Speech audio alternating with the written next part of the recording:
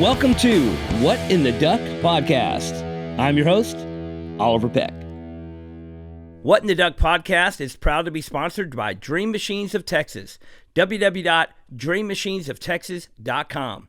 All your used motorcycle wants and needs all in one place at www.dreammachinesoftexas.com. They have multiple locations with large inventory and get new bikes in every week. Knowledgeable staff with great service and financing and extended warranty options available.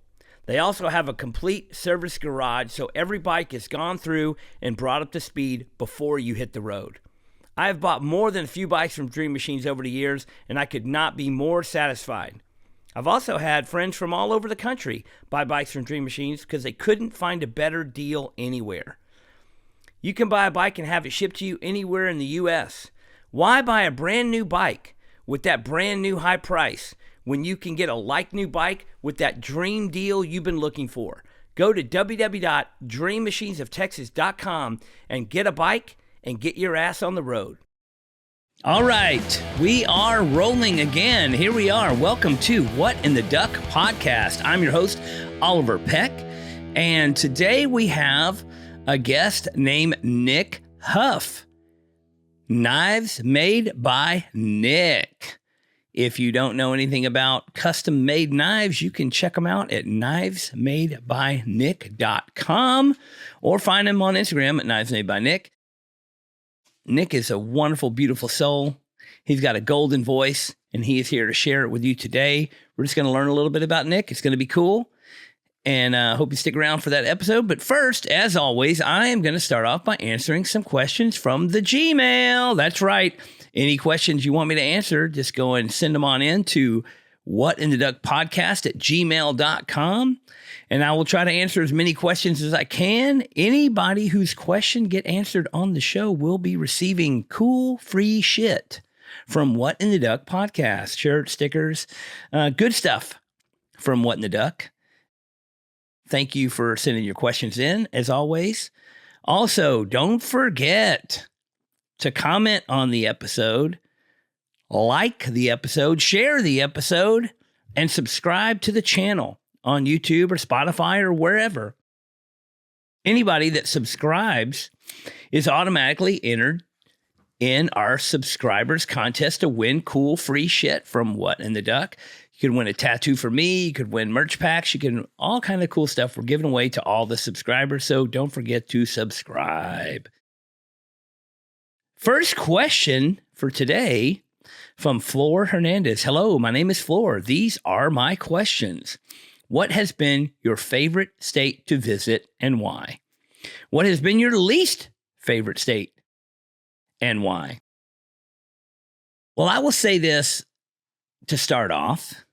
Most of my good times in life and traveling, it's more than just the place. It's not where you go, it's who you share it with. So some of my best times have been with the people that I've been able to share these trips with.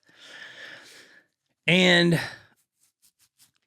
as far as memorable spots that I've been on journeys, Wyoming and Yellowstone National Park are high in my memory banks. I went to Yellowstone with my father as a child.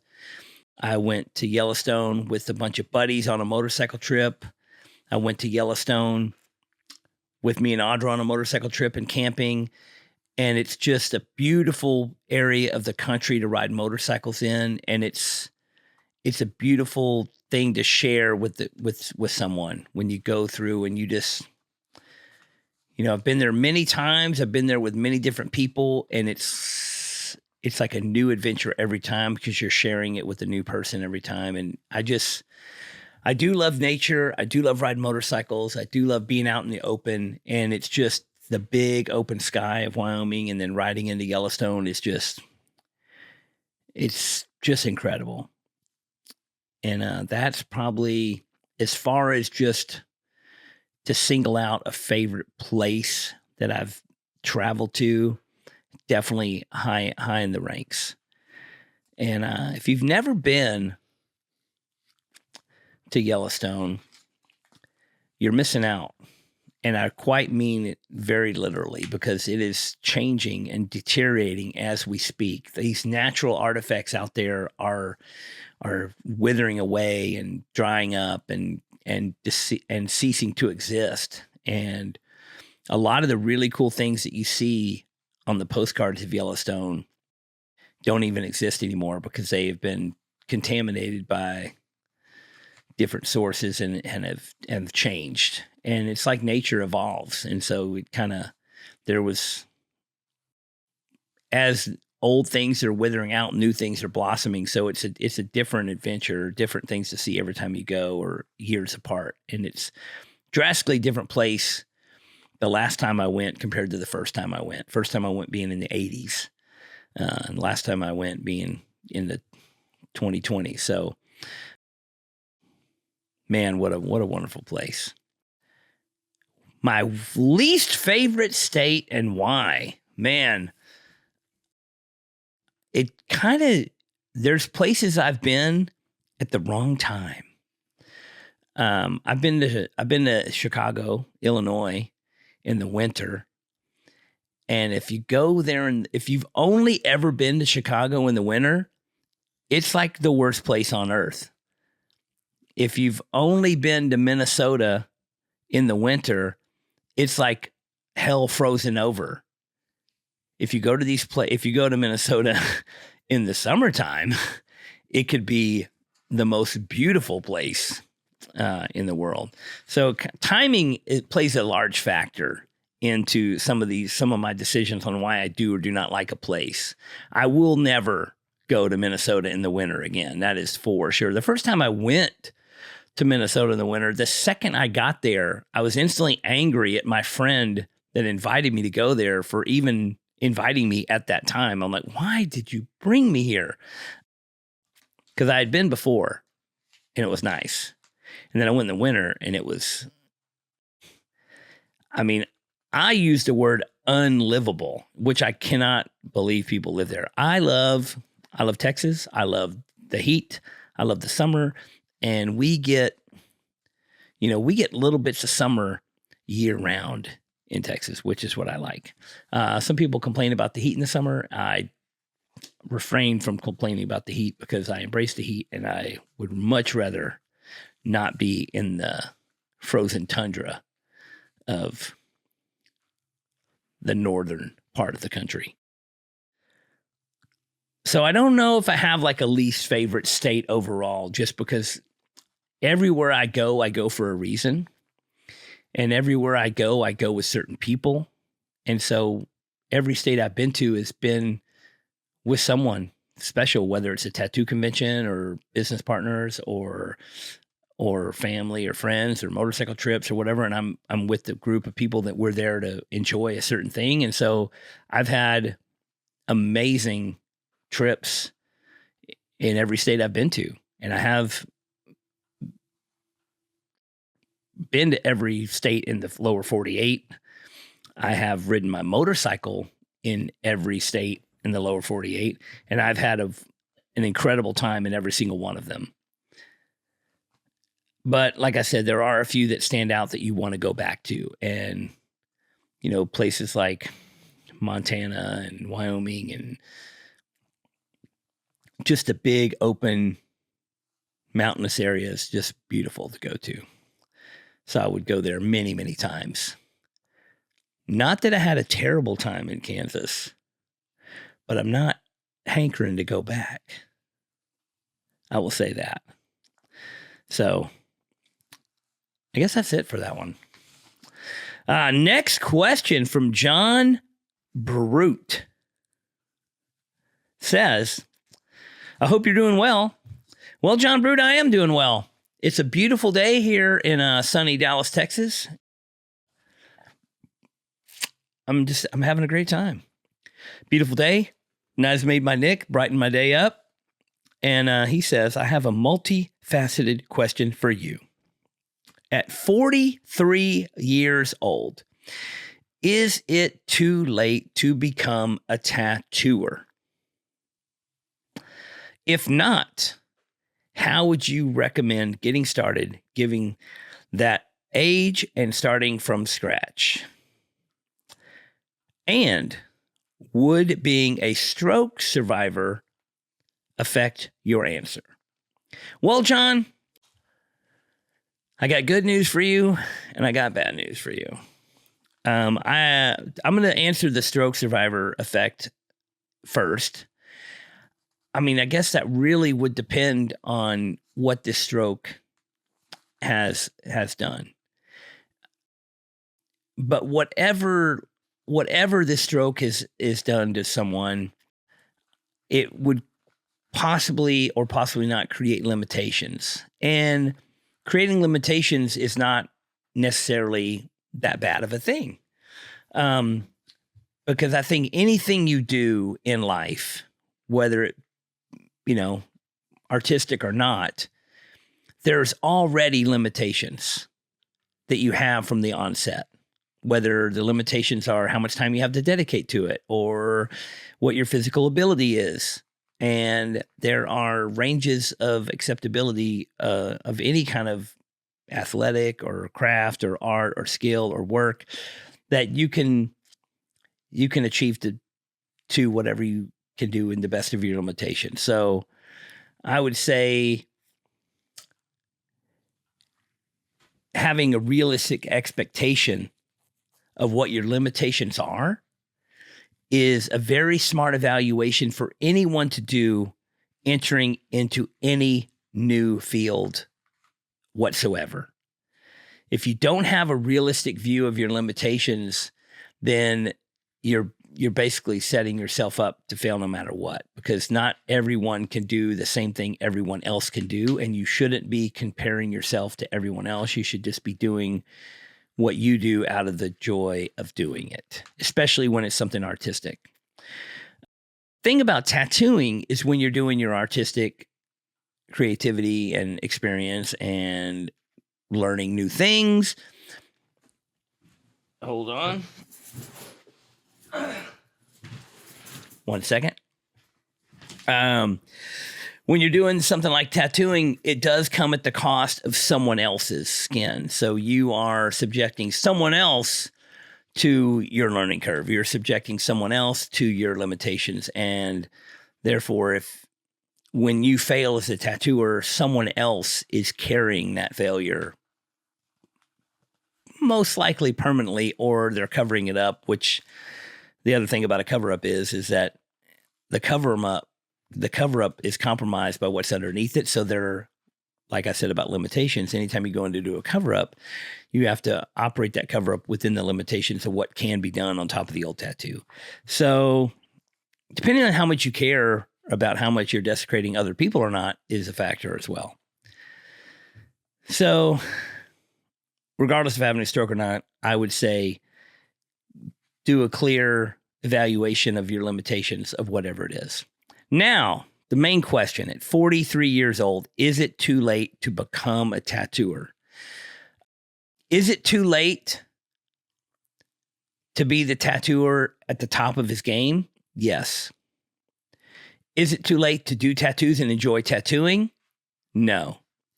Is it too late to basically turn over your whole life and become financially stable just in the business of tattooing? Probably, maybe. Is it too late to express your creativity and art through the art of tattooing? No. The problem with starting late is tattooing takes a lot of hand-eye coordination, takes a lot of dexterity with the hands. It takes, as your vision goes, your tattooing goes. As your dexterity goes, your tattooing goes.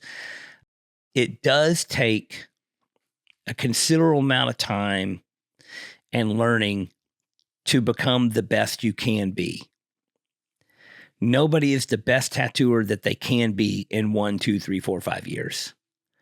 There's a lot of tattooers that are really good at 5 years, but they're going to be better at 10 years than they were at 5 years, or they just don't have what it takes and they're never going to be good. You're going to be better at 15 years. And then somewhere between 15 and 20 years, therein lies the decline. You reach a peak, and then you reach your peak and you start heading back down the slide. There's almost no example of someone 30 years into tattooing who is basically still looking ahead to being better and better and better than they were 10 years ago. So it's 43 years old. Let's say it takes you 5 years to get decently good. Now you're close to 50.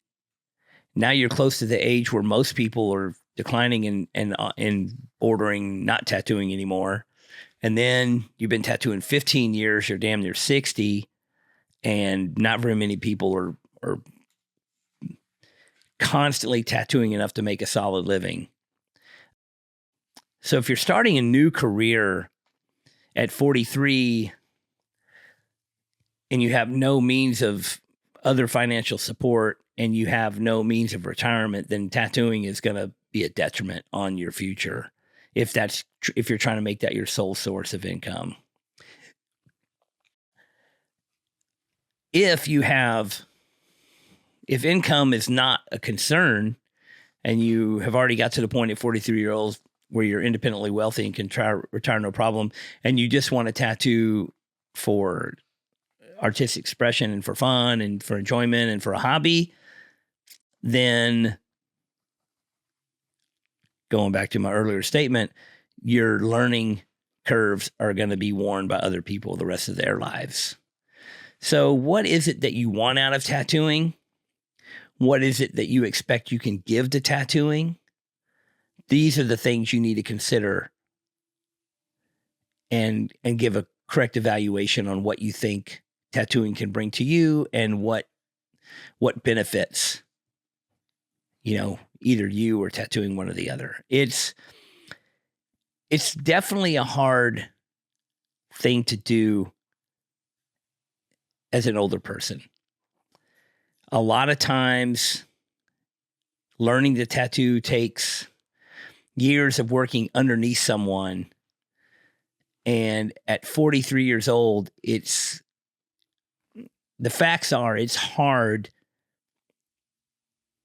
to start over from scratch at something and consider yourself a newbie and really look at life through a clean lens. Because when you're 20 to 25, the world is fresh and new and big and you're excited and you have the enthusiasm to learn and grow and build and suck up like a sponge. By the time you're in your 40s, your sponge is soaking wet and leaking out everywhere. And to try to soak up more knowledge and soak up more experience and soak up more inspiration, it's definitely harder at that point. Unless you are just somehow totally wrung out and dry at 43, which is a hard thing to do. It's a hard thing to erase all your life experiences and expectations. And it's hard to have a fresh view on the world once you live through your 30s.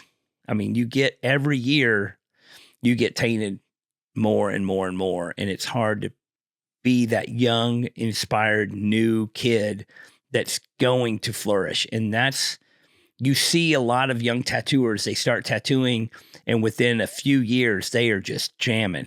And it's because they have that fresh, excited look on the world and just want to conquer. And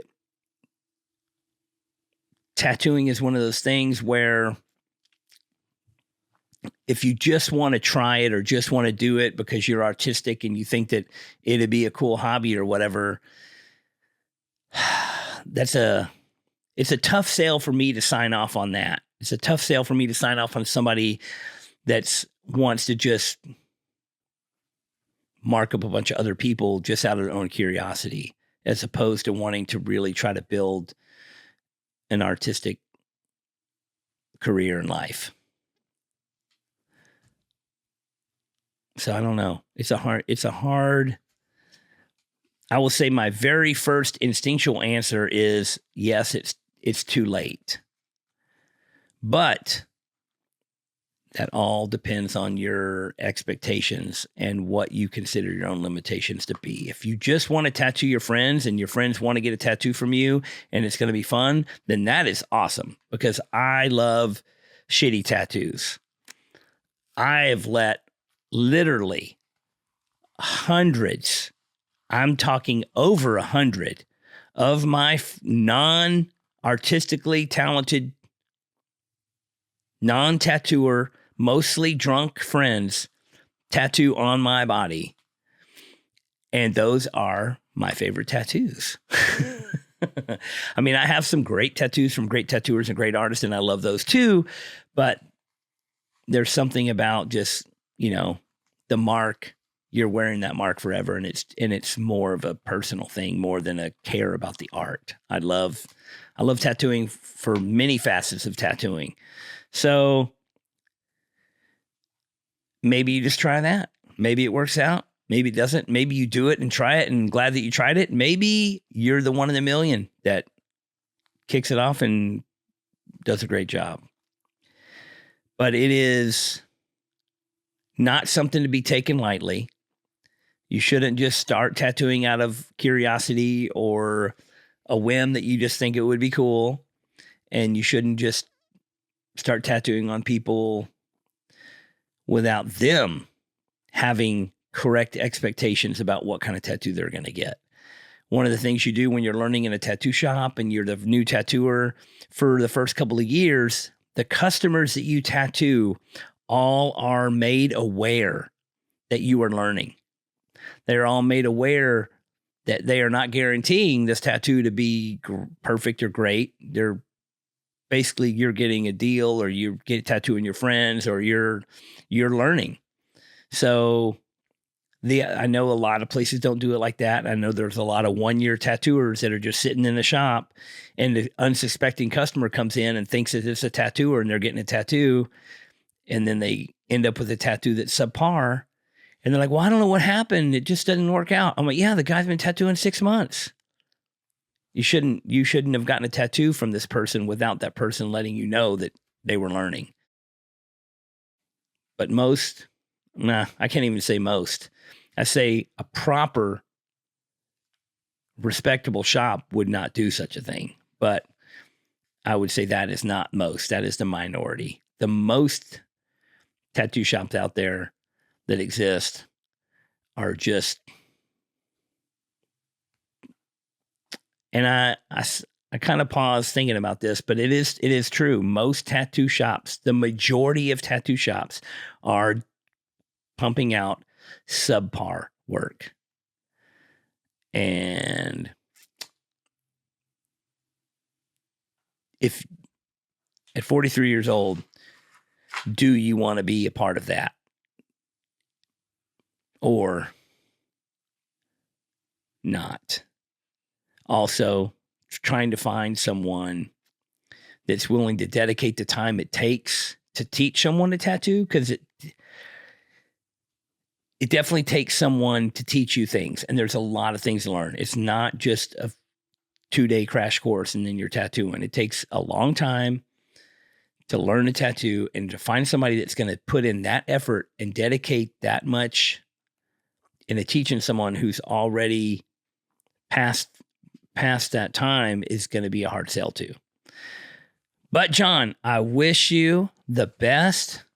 And my initial advice is just tattoo yourself. Just get some equipment and just tattoo yourself, because then there's no repercussions out there. You can just practice all you want. That is what I did as a child.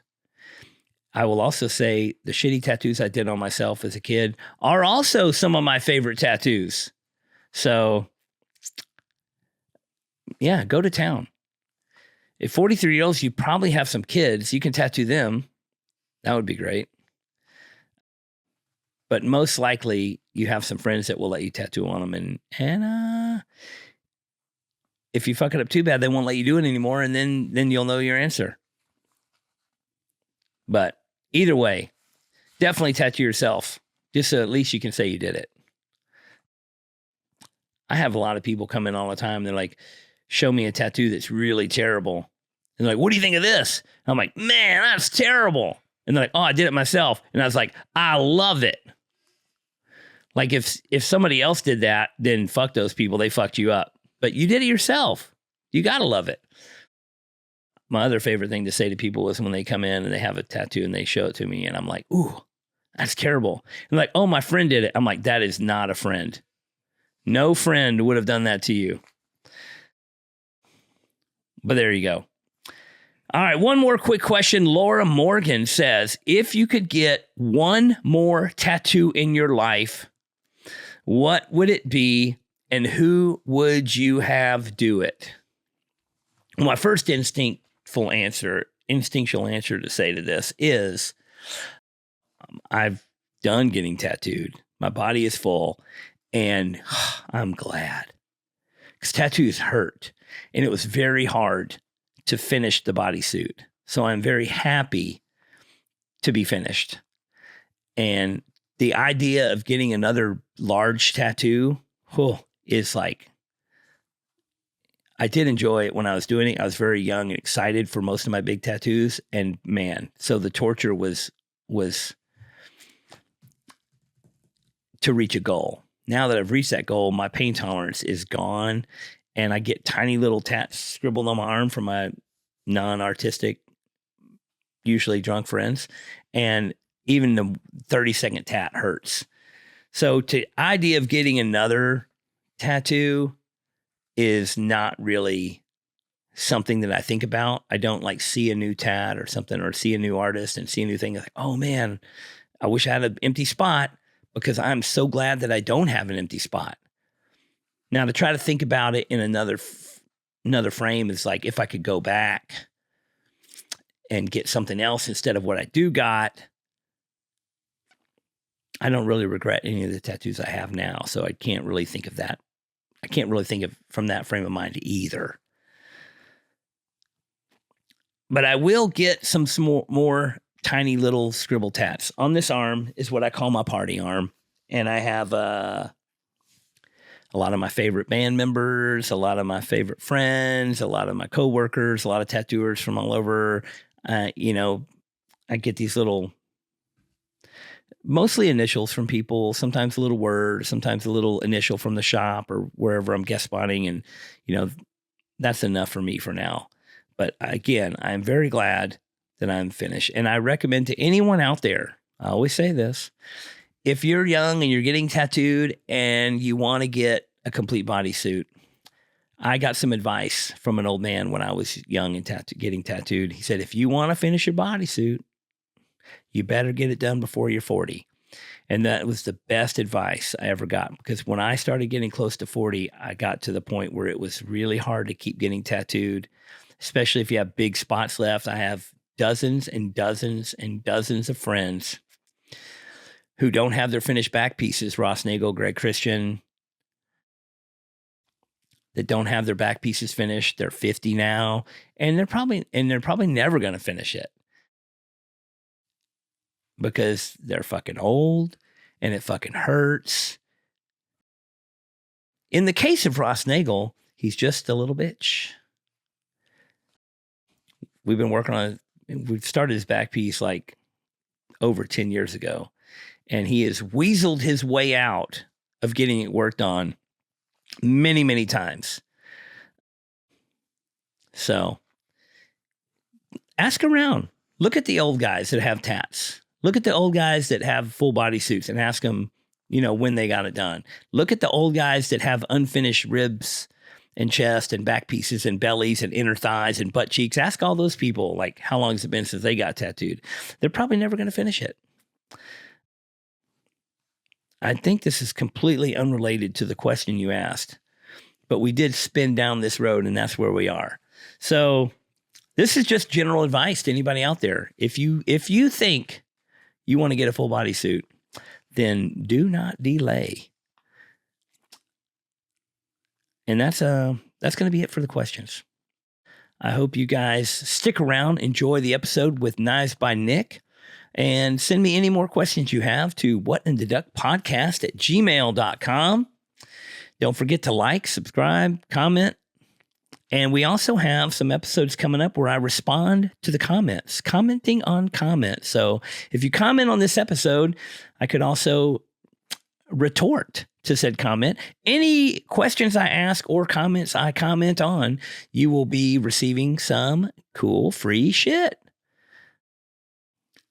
I know that most of you out there listen to the show just for the chance to get cool free shit, and we are listening. We are here, and we got a lot of cool free shit to give away. So keep it up, keep commenting, keep questioning, and we'll see you guys soon. What in the Duck podcast is proud to be sponsored by Anchor Screen Printing. Anchor Screen Printing has been printing t-shirts and merch products since 1999. Anchor is the place for quality, small-run items. At Anchor, every print is hand-done by people who care about art. No mass-produced, machine-operated printing done here. You can email Anchor at anchorcustoms@gmail.com to talk about getting something printed for your company, brand, or shop. Anchor Screen Printing also has its own online merch store that sells Elm Street Tattoo, Cheap Thrills, Heart in Hand, Party First Safety Maybe merch, and much more. You can check it all out now at anchorscreenprinting.com. All orders at anchorscreenprinting.com over $35 have quick and free shipping in the continental U.S. So go to anchorscreenprinting.com today and buy some cool shit. Or you can click the link provided in this podcast to shop now. All right, we are rolling here again. Welcome to What in the Duck podcast, another episode. Luckily, today we have my good bud, Nick Huff, in the studio. Thank you, Nick, for being here. Hell yeah. Well, to be honest, I was surprised. I thought the podcast was doing better than it was, but you're already down to getting me on here. So. Well, I do appreciate you coming. Dude, I'm glad you asked me. I'm stoked to do it.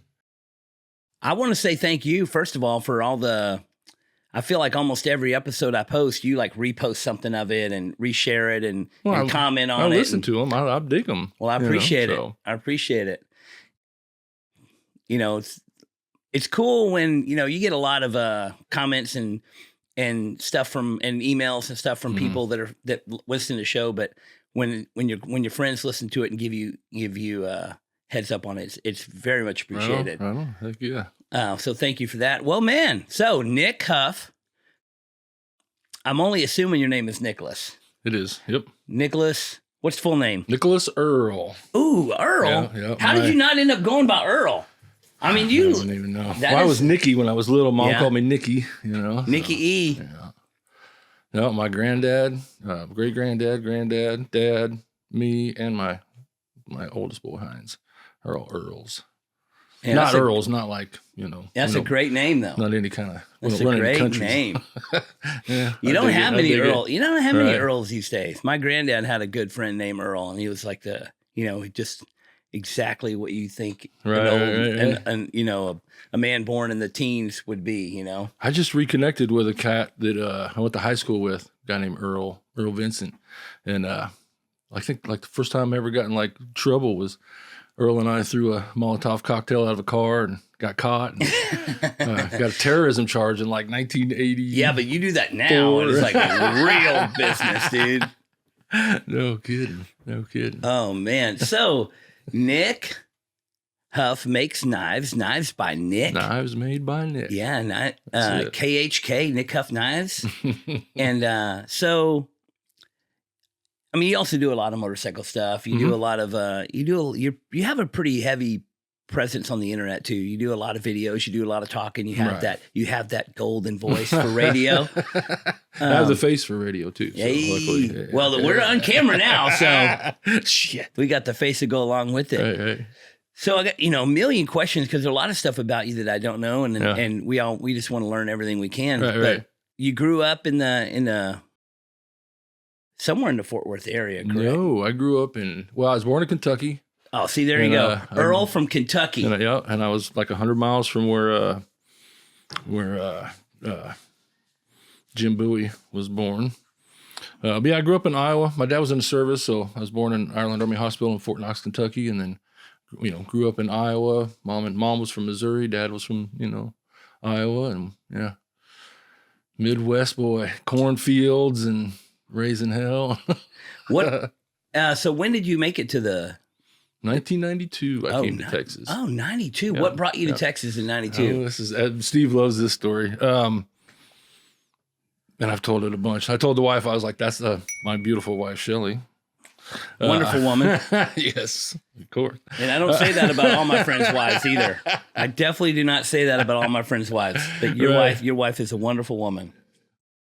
So that is not a lighthearted compliment. That is a sincere. Right on, right on. Well, thanks, man. I appreciate it. Well, she's definitely the light of my life and just the most amazing thing that I've ever.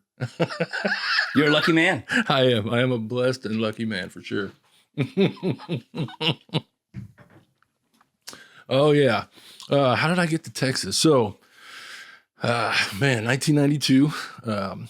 I was released from a state-funded vacation, and I met a chick that was just, crazier than I was equipped to deal with. And no shortage of them. I just, So one Sunday night, August 18th, I just decided I was done with it, and I just packed up my stuff and left.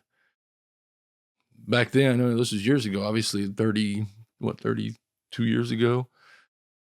My folks weren't retired then, so I headed towards, my mom and dad's house, and it was late, and I was like, man, I'm not going to stop there and bug them.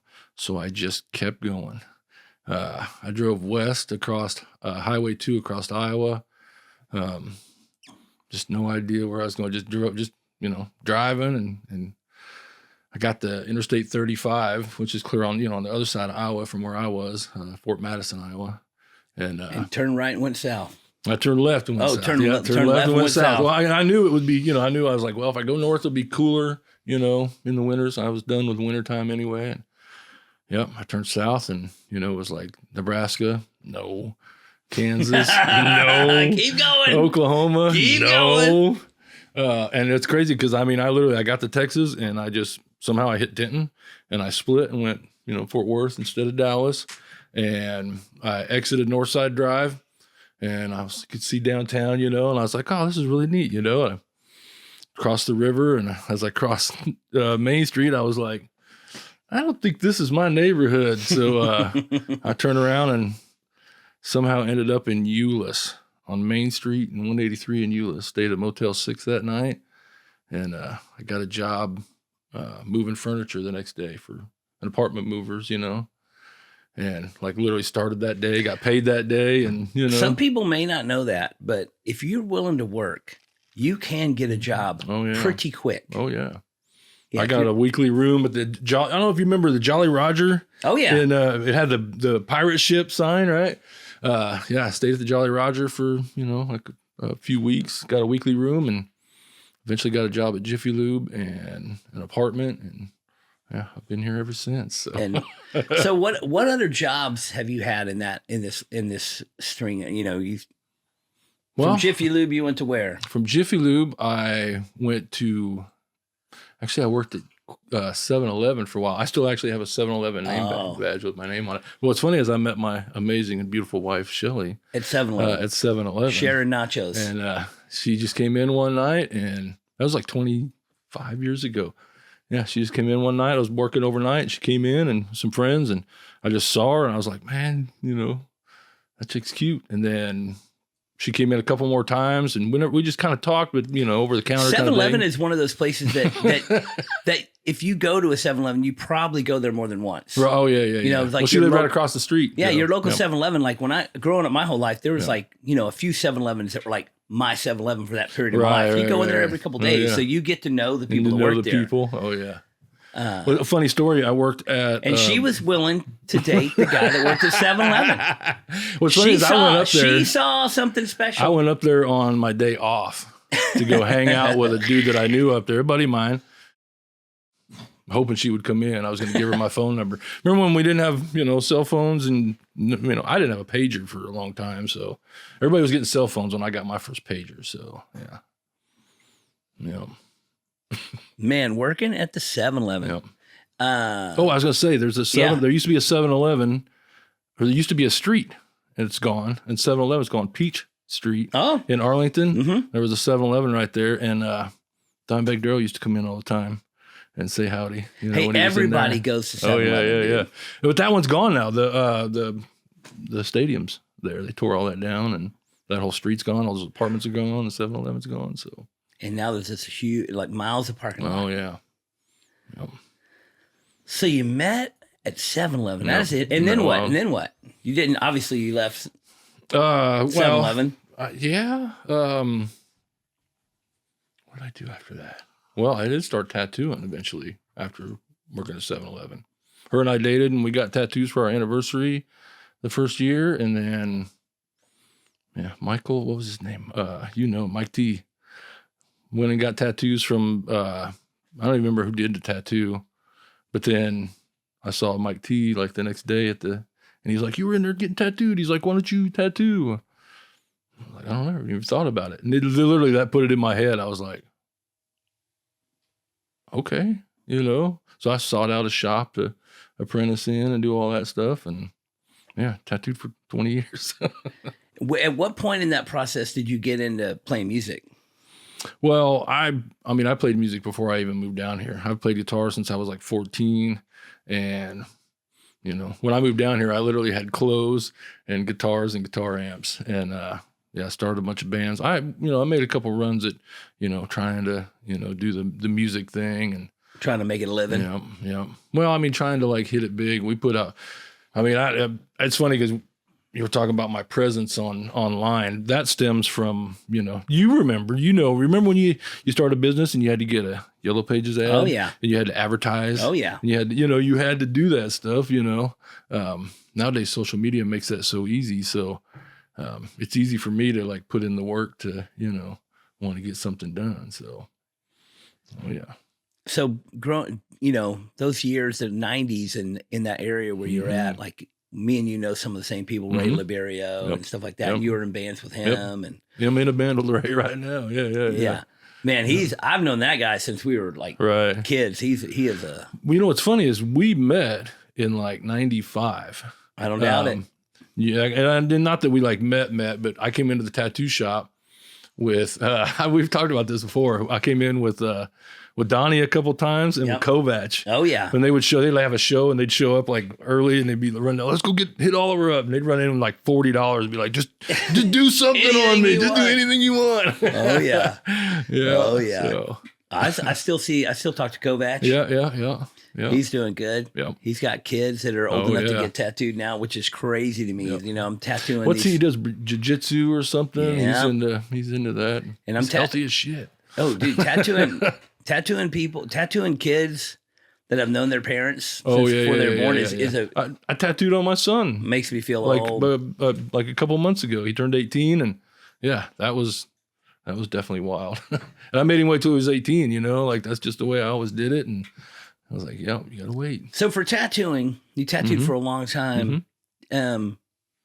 How much do you tattoo? You said you just tattooed your kid. How much do you tattoo now? Oh, I don't tattoo much anymore. Hardly at all. Never. Yeah. I told him it wouldn't be his best tattoo, but it would, it would sure be a memorable one. Yeah, his first. So actually, Jacob tattooed on him the other night. Oh, cool.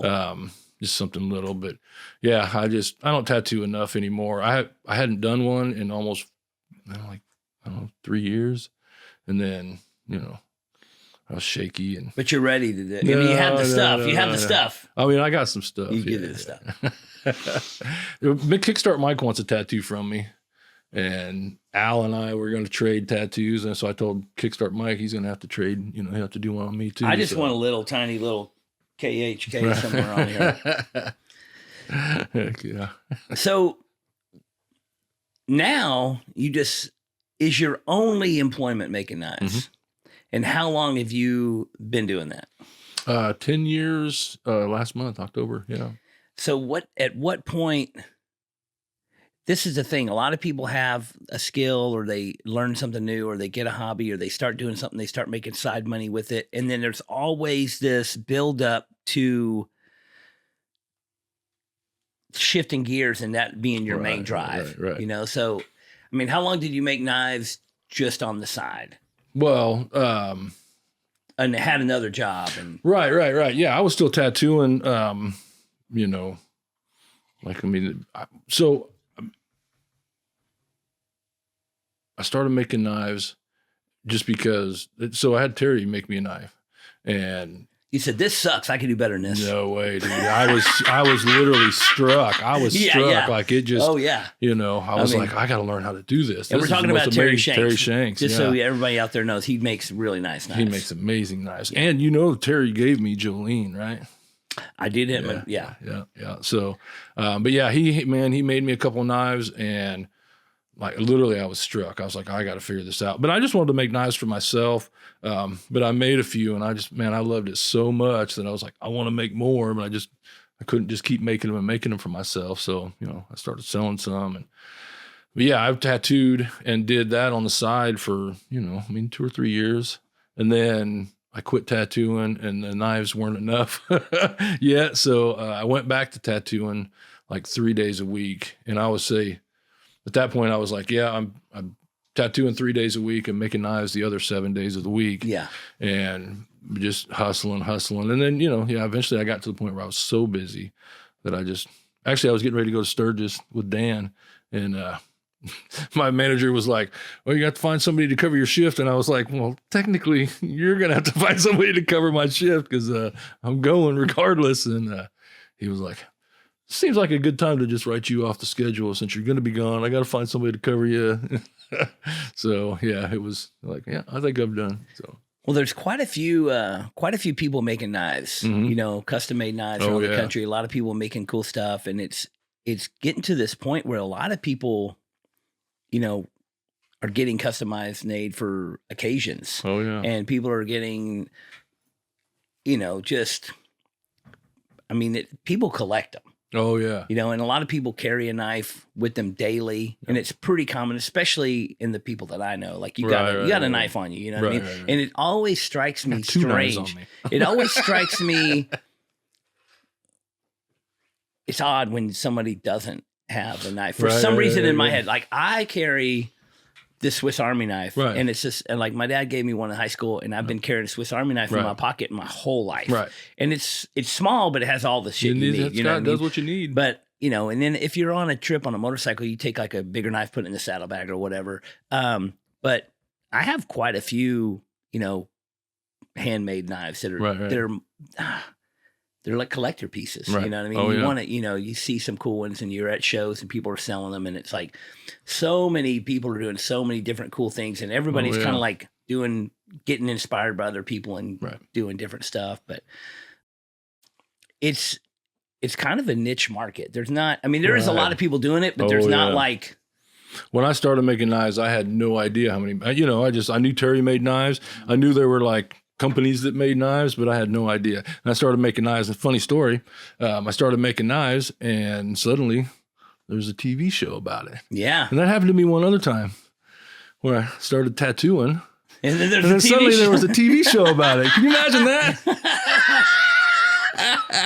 I actually had some of my friends that were the camera and sound crew on Ink Master were also the crew on that Forged in Steel show. Forged in Fire? Forged in Fire show. I ran into Jay Nielsen last Saturday.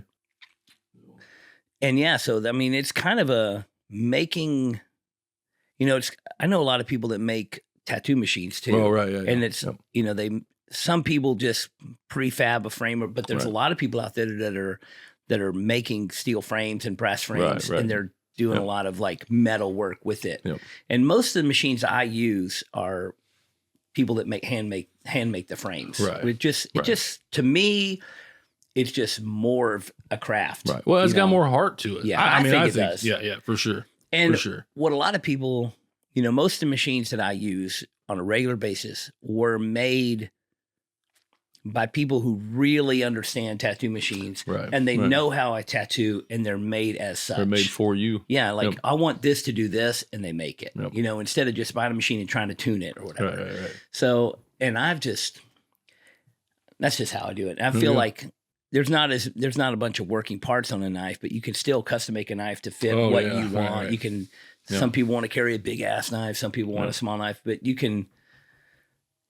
You can get pretty Oh yeah. You can get pretty intricate on what you make the knife out well, of, and just what the handle's made out the of. The variety of types of knives that there are, and there's a ton. Everybody does it different too. But the art to it Right. is what a lot of people that stand out are really Right. excelling in, and making the handles out of all kinds of products and bone and wood and epoxy and inlays and, neat little details and, hammering their own Damascus steel or forging stuff, making the shank out of raw steel and doing all this cool stuff. And you do a pretty good job of showing some stuff on the internet of what it's being made, what you're making it out of. And it's always super cool when you're like, oh, I got this piece of wood and I'm going to it's enough wood for 12 handles and I'm going to take this special, Dude, I love my job. Me and Dan talk about this all the time where he's like, man, you work your ass off. And I'm like, it's that whole, if you do what you love, and I'm like, I love what I do. And he's like, yeah, but you work your ass off. But it's literally every day is just like all these little, like, not victories, but just these little, like, where I'm just like, yes, just any piece of wood, you cut a piece of wood, you're just like, holy cow, look at the wood grain. And like, that is so cool. Or you take a piece of steel and once you got it all sanded, you're like, oh, it's got scratches and you get these out. And then you're just like, look at that. You can see yourself in it. It's, like cool. Every little like step is just like, oh, that's so cool. Take all this raw wood and pile it together and glue it together. And then when you sand it where it's all even, you're just like, man, that looks amazing. I just love every step of it like that, Very cool. I've seen, a lot of people doing a lot of different things, and I feel like you have definitely got your niche. I dig what I do, definitely. And it comes to the point where, like I said, it's like a collector thing. People that have a knife from so-and-so, they want to get a knife from the next guy, or they see your knives. And have any kind of cataloging on how many knives you've made? I mean, I don't know. I kept track for like the first 4 years, but to be honest, I got so busy that, I just stopped keeping track, and it just, People ask me how many tattoos I've done. And I remember the first couple years I had the little receipt books that you would fill out every tattoo you did so you could do your drop at the end of the day. Yep. And I was saving those for years. Nice. And I could calculate up how many tattoos I'd done. And then it's like, at some point you just like, you just lose it. Yeah. There's no. I can't. To be honest, I can't imagine where you're at as far as like, there are times, even still now, I haven't tattooed in quite a while, but there's times where I'm at a certain like party, a certain group of friends, and I'm like, I did like all these tattoos here. I did all of I did that sleeve and that back piece. I did all of these tattoos here, like groups of people. I mean, like I say, I couldn't even imagine the number of people that you've tattooed over the years. No clue. I seriously have no clue of even how to calculate it. Right. But as far as like knives you've made, you've made so many knives you have no idea. Yeah, I mean, I really don't know. It's a lot. I'm sure it's a lot, but some people try to number and keep track, and a lot of people that make tattoo machines. They were doing that for years. Well, my production knives are numbered. Have a number on it, and then like 10 years later, they're like, I lost track or whatever. Right. Yeah, my production knives are numbered, and I'm at like 662 right now. So, and you wouldn't believe how many people. You wouldn't believe how many people have hit me up. Even recently, they're like, we're like into 600, and they're like, hey, I was really thinking I'd love to have 666. Yeah. When I started on number 7, people were like, I want number 13. Hey, I want number. They were like, well, they were already like, well, I want number 666 when you get to it. So. Yeah, hundreds of people, and I'm like, no. Well, I'm going to keep that one myself. I think you should. That one should go to the highest bidder. I think I'm going to do something cool with it. I think I'm just going to literally I'm going to make it for myself, and I'm going to carry it. And I think at some point I'm just going to give it to somebody. Bury it in the woods and leave clues. Bury it in the woods and leave clues how to find it. We'll put a pentagram around it, and we'll just do a whole treasure hunt. Treasure hunt. There you go. Nice. So, and you have, how many people you have helping you out with this? You have Nobody. No, my amazing and beautiful wife, Shelly, is, paramount in, helping me, get stuff shipped and boxed and stuff like that. Keeps me fed, keeps me alive, that kind of thing, Have you not had anybody helping you with I did. I had a guy named Brian was helping me. I feel like I remember Yep. Brian was amazing, man. He stuck around for like a year and a half, but yeah, he moved on. And then I had Mikey from up in Denton. And man, I mean, both great dudes, but I mean, they just didn't stick it out. You know what I mean? So. I mean, being an assistant is not a lifetime job. Right. You know, it's a growing position. Somebody does that to learn something, and then they obviously going to move on. Right. What do you foresee for the long term? Just doing it yourself till the end of time, or? Yeah, I mean, I don't know. I really don't think that far ahead.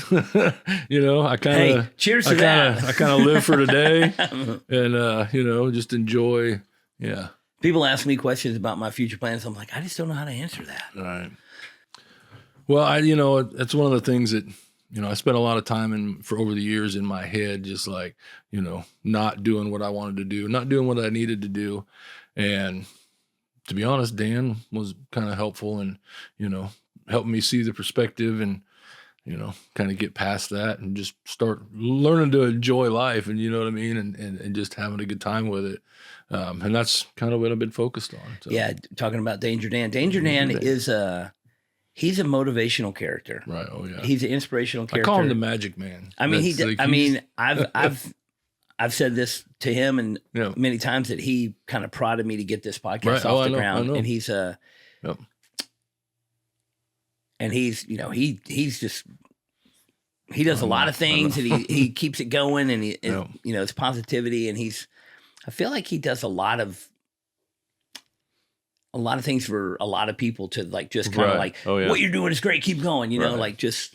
And I mean, I'm sure he inspires people without even knowing it. You know what I mean? So, oh yeah. Yeah. It's funny because when I was pulling off the highway, I took the Dolphin exit and, Stop by Brown Cycle, Military Parkway. Man, I remember meeting a guy a while back that like he was broke down right there on the side of the road at that exit, and Dan stopped to help him and didn't introduce, just like, you know, stopped and helped him and then was like, all right, and just took off. And the guy said he didn't have any idea who he was for a couple of years. Then he finally like started hearing his podcast and was like, that's the guy that helped me, you know? So, yeah, that's Dan. He just slides in, fix it. Sounds like a kickstart Mike move. He will help. Yeah, right. Oh, yeah, he is down to help. Well, I'm telling you, I stop for every motorcycle on the road, no matter what, like every time I stop. So, well, that's good. Yeah. And that's kind of the way things were, you know, a long time ago. I mean, my dad rode motorcycles when I was younger, and I remember we would be on the road driving somewhere and a motorcycle being on the side of the road. My dad would you know, pull over and sometimes they're like, oh, I'm good. I'm just, you know, or just making sure they're good. Or sometimes they, you know, could be any number of things, flat tire, out of gas. Right. Well, everybody always says, they're like, well, I didn't pull over because I don't know anything about motorcycles. You know how to drive to the gas station and get gas for the guy. You know, if that's his problem, you know, you could be the savior for that. You could fix that, you know. But in the 70s and the 80s, motorcycles broke down a lot. Oh, yeah. Well, sometimes they still do. I mean, depends on what you ride. They still do. But I'm saying, like, if you're still riding old motorcycles, you know, whatever it is. But it was... And also back then there was less people willing to stop, I think. You know, anybody that did ride motorcycles was definitely looking out for everyone else that didn't. Well, that's how it is. I mean, I know what it's like being when you know, on the side of the road. You're just like, man, I need something. And I mean, even if somebody stops and, you know, with a bottle of water, sometimes that could be all you need, you know, to just get your head thinking right so you can fix what you need to fix. So. Well, there's countless stories that I've heard over the years of, you know, coming to and from different shows where people would break down and Kickstart Mike would roll by and fix their bike for them. And, you know, like, and they're back on the road and then they're like, they don't know who he is. You know? Oh, that was Kickstart Mike that stopped and saved you. You know? The masked bike mechanic. I mean, he's good. He can make something make it to the next stop, you know what I mean? For sure. Yep. And I feel well, like he's got his nut sack on the bike, with all his extra bolts and nuts and, got all his spare parts. Oh, that's funny. I actually built him a rack to go on his handlebars and tag nut sack rack on it. Nut sack rack. I love that. I love that. And, just in this, this community that we have of people that ride bikes and go to these shows and do all these things, like it's really a great group of people. Oh, yeah. It really is a great group of people. I've met some really great, and now I've known Kickstart Mike for probably close to 15 years. No kidding. He came to Dallas, for a show, and we met, and just one of those guys. You just like, man, you rode that panhead from Oklahoma? Right. Hell yeah, he did. Like badass. And he's not afraid to come up and talk. So yeah, he's super friendly guy. Man. Sure. Super friendly guy. I love him. Yeah. Yeah. It's funny because my best performing video on YouTube is the Kickstart Mike's Dream Trip video. Oh, cool. Oh, yeah. That looked amazing. Right. Oh, it was. Looked amazing. So backing up to the 90s, did you got into bands in the 90s in the DFW area? Yeah. Yep. What were who were some of the first people you got into bands with? The first band that I actually got together and played shows with was a band called Spoon Tree, and with Alex Lilly, who was with In Memory of Man. Okay. I don't remember the name Spoon Tree. What were they in Memory of Man? Before that, they were, he was in another band with Chad Beck. Man, I can't remember the name of that band. They were pretty big around here. Yeah, and then, we never really amounted to much. And then I started a band called School Bus 13, and we were a band for years. Russell Lay from Elvis Took Acid was in that band with me. Yeah. And then that's the biggest ones I was in that actually, were able to get stuff together and play shows. And like I say, School Bus 13 was together for, 8 years, something like that. So, and then, the band I'm in now, FTW, we're 13 years in now. Oh man, I didn't realize y'all been playing that long. Yeah. Nothing recorded, no album. No nothing. just play and mostly you just play show parties and stuff. Well, it's funny. We used to, when we first started playing, we played 140 shows in the first year and a half. We played a bunch, and got in the Fort Worth Weekly Music Awards and all that kind of stuff. And then we're all old. So we just do it for fun anyway. But we were FTW, so we were just play the show in Dallas. I'm like, we're FTW, we're Fort Worth. So we only played in Fort Worth. We don't have anything recorded. So if you wanted to hear us, you had to come see us, and then we have the biggest fog machine in the DFW area. So we fog the place out so that nobody can see us. We've actually had a couple of shows where, we fogged it out so much that you literally couldn't see in front of your you couldn't see the edge of the stage. You couldn't see anybody in the audience. Nobody could see anything. Oh, yeah. We played the Grotto one time where the smoke was pouring out of the soffit so much that it looked like the building was on fire. Oh, my God. Yeah. That's great. Yeah. That's great. Everybody hates it. I don't know why people hate fog machines so much, but I love them. Well, I'm usually the one in control of it. You overuse it, maybe. Oh, yeah. I definitely do that. So when's the last time y'all played? We actually played Nitty Gritty Chopper City last year. Yeah. And that was pretty epic. You played the year before too. We did. Yeah. The last one down at Conroe. Because last year I wasn't there, but the year before I was there and y'all played. Yep. Yeah. We're not set to play this year, but, anything can happen. Yeah. We'll see. We'll see. I want to play out at Born Free, but to be honest, man, the PA out there just not big enough, Oh, we're getting more. We're getting more. Right. We'll have more sound equipment next year. Nice. I like it. I had a conversation with Jay Tynes. Okay. You know him from the Tone Shop. Yep. We are gonna beef up the sound. Gotcha. On both stages out there. So we definitely it's a slow build. Right. Oh, I know. It's a slow build out there, and so it's just like gearing up, and so we've definitely. I mean, I'm impressed with what y'all have done with it already. I mean, it's a beautiful place, and we definitely been making the best with what we got every time, and every time we get a little bit better, and a little bit more. So, I think the slow build is definitely in our favor because it leaves us room to make next year better, obviously.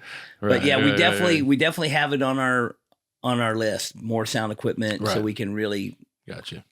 Yeah, because there's some bands. I mean, you can have a rock band with a decent PA, but just the kind of stuff that we do is, I mean, we bring so much stuff. If we're louder than the PA, it doesn't really work. Yeah, some bands don't need as much as others. Right. Yeah. And what we've had play out there in overall, right? Mostly country music. It's like it's more chill. Yep. So it worked out great. To be honest, some of the bands, like last year especially, were really, really good. This year, the bands were all great. But I'm trying to think, what's the one band with has the chick that sings, and they're just like. They jammed. They rock. They're amazing. Jammed. Yeah. I can't remember their name. King Clam. Yeah, King Clam. That's it. King Clam. Yeah, they jammed. They're great. They put on, and I will say this. I mean, they put on a show. They put on a great show. Great. This year, last 2022 or 2023, they played up top at the small stage, and it was like a party, and everybody's jammed at the stage, and everybody's dancing, and it was great. Yep. Then this year they played at the big stage, and I thought they put on a great show, but it's too separated. From the crowd. Well, the timing of all that stuff that's tough. It's so crazy. The crowd can get right up there on the stage and party, and makes that show pump. And they played on the big stage, and still kind of not all the way dark yet. It's just party hadn't kicked in, and they're up there jamming, and everybody's kind of like not ready. So that's I want to basically hindsight. It would have been better to play a more mellow band at that time on the stage when everybody's chilling and the sun's going down, and then put the rocking band in the party. When everybody's partying. Right. But they did, it was, you kind of got to go back and forth and figure out they wanted to play the big stage and people wanted that. But it's like, is the crowd going to be where you want the crowd to be at a certain time? Right. And there's certain things that just click perfectly, like Outbound Train playing at the Wall of Death. And it's like, everybody already knows that there's a time to be at this certain spot because that's when it's going to ignite. And it did a couple years in a row. Well, and though it also at the same time, it's one of those shows where it's so good and there's so much going on that, stuff overlaps. You can't do everything, That's one of the things that I've been kind of evaluating about how Born Free Texas rolls out is you don't want it to become that big music festival where you miss half of it because there's too many things jammed in there. You got to pick which band you want to go see. You're going to miss one if you kind of got to lay the schedule out and get things coordinated, and it kind of flows to where this group of people has this experience instead of these people over there and these people over there. And the new thing now, the big thing that's the biggest hip and the most money and the most attendance are all these festivals that they're putting on. There was just a festival that was called When We Were Young, and it was 100 of your favorite bands all playing in one day. And there's you're not going to see 3 stages, right? 5 or 6 stages. You're not going to you're not going to see. Yeah. And then there was I can't remember the name of it, but it was a big punk rock festival. And it was every single punk rock band that you never saw in your life, from the Damned to TSOL to this to how many fucking bands there were. And they're playing this whole day. Right. And how many bands can you see in a day? Right. Yeah. You can't see 40. Right. No. And there's 70 bands playing. You're gonna miss 80% of the show. But it's did you go to the Damn show? Well, I was there, but I was watching some other band while the Damn played. I was just that's crazy.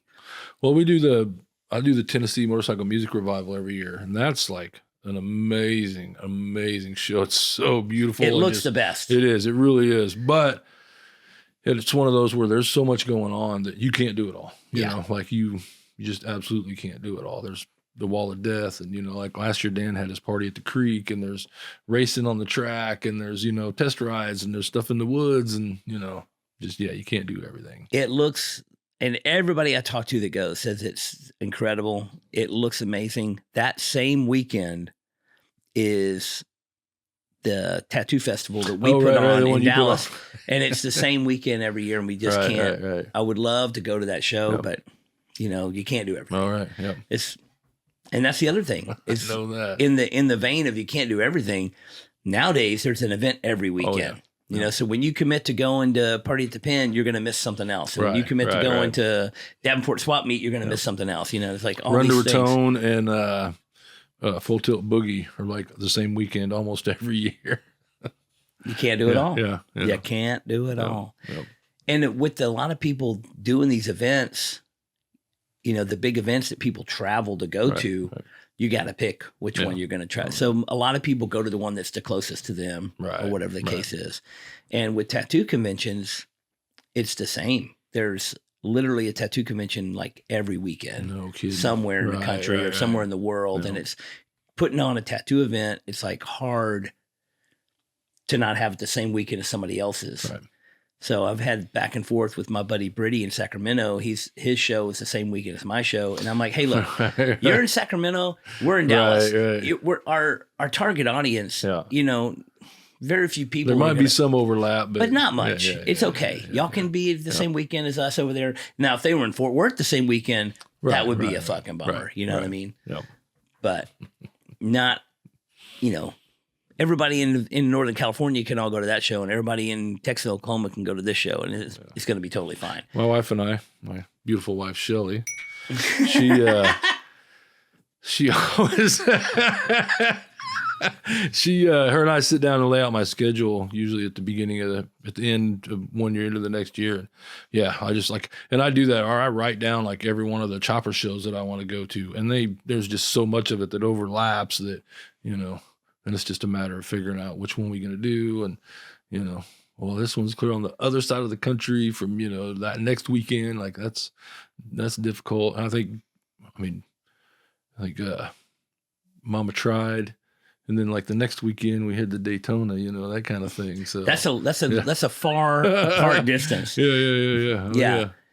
Yeah, Milwaukee to Daytona. It's a long, even if you have one, that's like, you get done with Mama Tried, basically you have a 5-day turnaround to get to Daytona. It's at least 3-day drive. Exactly. You barely got enough room on either end to stop. Can you swing by home on the way? Maybe. I don't know. Maybe. Yeah, I know. Oh, man. Yeah, there's been some years that we just like hump from one to the next. And then, you know, this last couple of years, we're like, man, we got to pick what we're going to do. Do you have an idea of like, well, how many days you travel in a year? Like what's your busiest year that you were like away from like home? I did 108 days outdoors sleeping on the ground 3 years ago. We'll get back to that topic in a second. Okay. But as far as like how much I travel, it used to be a lot more. It used to be a lot more than this now. And people used to ask me like, oh, how much do you travel? And I'm like, oh, I'm home 50-50. I'm on the road half the time and home half the time. Right. And I would say that, and Audra would be like, no, you are not home 50-50. I'm like, yeah, pretty much. And she's like, no, you're gone more than half the time. And I was like, okay, maybe I'm gone more than half the time. Gone for a week and then home for a weekend and then you're gone for 3 days and then home for 2 days. Or gone for 2 weeks, home for 5 days, gone for 2 weeks again. You know? And then when we're filming the show, I was in New York for 9 weeks at a time. Oh, right. A couple times a year. That was insane. That was not the fun part. But when I'm traveling, tattooing and 9 weeks away from your own home. No kidding. That's wild. Oh my God. It was so bad being in New York for 9 weeks straight that we would have... Normally we'd film 6 days and have 1 day off. Right. And then twice a season, it would line up to where we'd have 2 days off in a row. Right.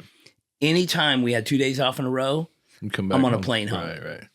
You know, and I'd only be home 1 day because I'd get done filming that one night, get on the plane, come home, be home all the next day, and then the next day have to fly back. Right. But just to come home for 1 day, I'm like, it's worth it. Right. I gotta go home right. for one day and just sit down in my own shit or ride my motorcycle around White Rock Lake or fucking something. Yeah. Sleep in your own bed. Oh my God. It's huge, isn't it? You know, and Audra spent a lot of time up there with me. And when we agreed to do this whole project and me to go and commit all this time to going up there, we made a commitment to never go more than about 2 weeks without seeing each other. Oh, right. So either I'd come home or she'd fly up there, you know, whatever it was. Cause it was like, this could be the thing that I can't go I can't go months apart. It's not a good thing to do. It's not not conducive to your happiness. It's not, you know, whatever. And you just don't want to do that. Not at all.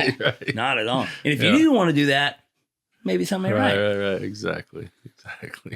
But you are pretty well known for riding your motorcycle a considerable amount across the country. Right. And you're also known for not getting hotel rooms. Right. You're like, nope, I'm on the bike. I got my bed nap. I'm going to fucking lay down on the ground somewhere. And like you said, I don't even like to use a tent. I mean, it depends on the weather. Why would you do like the sky, you know, the stars? Like, why would you? Well, I carry a tarp to, you know, obviously. And to be honest, I usually just try to be ahead of that stuff. Like, you know, I'm gonna find a park with a shelter house. Like, where am I gonna that'll be work. in a field with a tarp over me? And like, I just find a shelter house. And I've been kicked out of parks. Right. Oh yeah, camping. Me too. And they come around like, you can't camp here. I'm like, first of all, it's 4 a.m. Right. It's freezing cold and pouring down rain. Right. Can you just leave me alone till the sun comes up? You know what I mean? I'm like, I'm not camping. I'm passing through. I'm like hiding from the storm. You know what I mean? Like, give me a fucking break. Oh yeah. And then there's like, I was at a rest stop in Tennessee. I drove and I just drove till I couldn't drive anymore. Ride till I couldn't ride anymore. And I just literally parked my bike and laid down on the ground. Laid down on the ground next to my bike in the driveway and was taking a nap. And the cop said, "Hey, you got to get up. You can't sleep here." You can sleep in your. But I was parked next to a car with people sleeping in their car. I'm like, they're sleeping right there in their car, and I'm sleeping next to my motorcycle. No, I can't sleep on the ground. You got to get up. And I was like, "What is it? What is there really that big a difference?" Yeah. But they made me and I just drove I drove out of the park, and then I just pulled over and went into the woods. On the way to Brooklyn, Steve and Spook and I were at a place where we were like, you know, like 4 o'clock. We heard them. They're like, here they come. The cops come rushing in. They're like, what are you doing here? And we're like, we're sleeping. They're like, well, this is private property. And I mean, I'm not kidding. The guy was like leaning on a sign that said like Bishop Park, or I don't even remember what it was called, but you know what I mean? He's like, this is private property. And it's like, that looks like public property. You want us to leave? And they were like, yep. And they were like, okay, we're out. We're going. So you said you spent how many days on the road? I did 111 days was like that was a year, that was 2021 when I went on a ton of trips with Dan. We went to Mexico, and, you know, it was a busy year. So yeah, Al was telling me a story that y'all were riding somewhere and you're going to get a room, and you're like, nah. Well, when we went to Mexico, we stayed in rooms just because, you know, it's kind of crazy down there. Where we were in the cities and stuff. So, I mean, I went to Brooklyn and slept on the sidewalk. You know, there's no shortage of people sleeping on the sidewalk in Brooklyn. Right. You fit right in. But in Mexico, we you fit right in Brooklyn. But most of the time, I still slept on the floor when we got a room. Oh, that's what he said. That's what he said. Well, we would trade out, like, you know, they were like, man, we'll just trade out every night, and I'd be like, I'm good, I'm good. I'll take the floor tonight too. Yeah, I don't know. It's one of those things that makes it. It's like not that I'm like torturing myself, but you know what I mean? Like, the rougher it is when you're on the road, when you get home, the more you enjoy climbing into your own bed, and, you know, so. I can see that. Right. I mean, nowadays with how, like, when we've done motorcycle trips where we're camping, you know, that nowadays the tent is like the smallest thing that you're carrying. Right. Oh, like your sleeping bag is 3 times the size of your, even though I have the sleeping bag that packs down pretty small, like the tent is just like so tiny. But yeah, it's I just don't like getting inside the tent. Like, say, I love sleeping out in the, like, the stars are above you. Why would you I've get been inside of a little bag? You're like out in this most beautiful field, and you know what I mean? Like, and sometimes it depends. Like I said, it depends on the environment. Sometimes there's a lot of bugs. Right. That's true. Yeah. I tried to sleep without the tent, and I got zero sleep because I was just getting like, chewed on the whole night. Right. It was like fucking out by a lake, and it's just especially if you don't have like mosquito spray or something, and the mosquitoes are out. You're like, oh my god. Yeah. Well, that is something a lot of people will never experience. Just being out in the road. I just enjoy being outdoors. Yeah. You know what I mean? Like, hunting and fishing and camping and just like I dig it. So I've done it forever. I was an Eagle Scout when I was like 1983. So, I've been camping a bunch. That's cool. Yeah. I got kicked out of Cub Scouts. Right.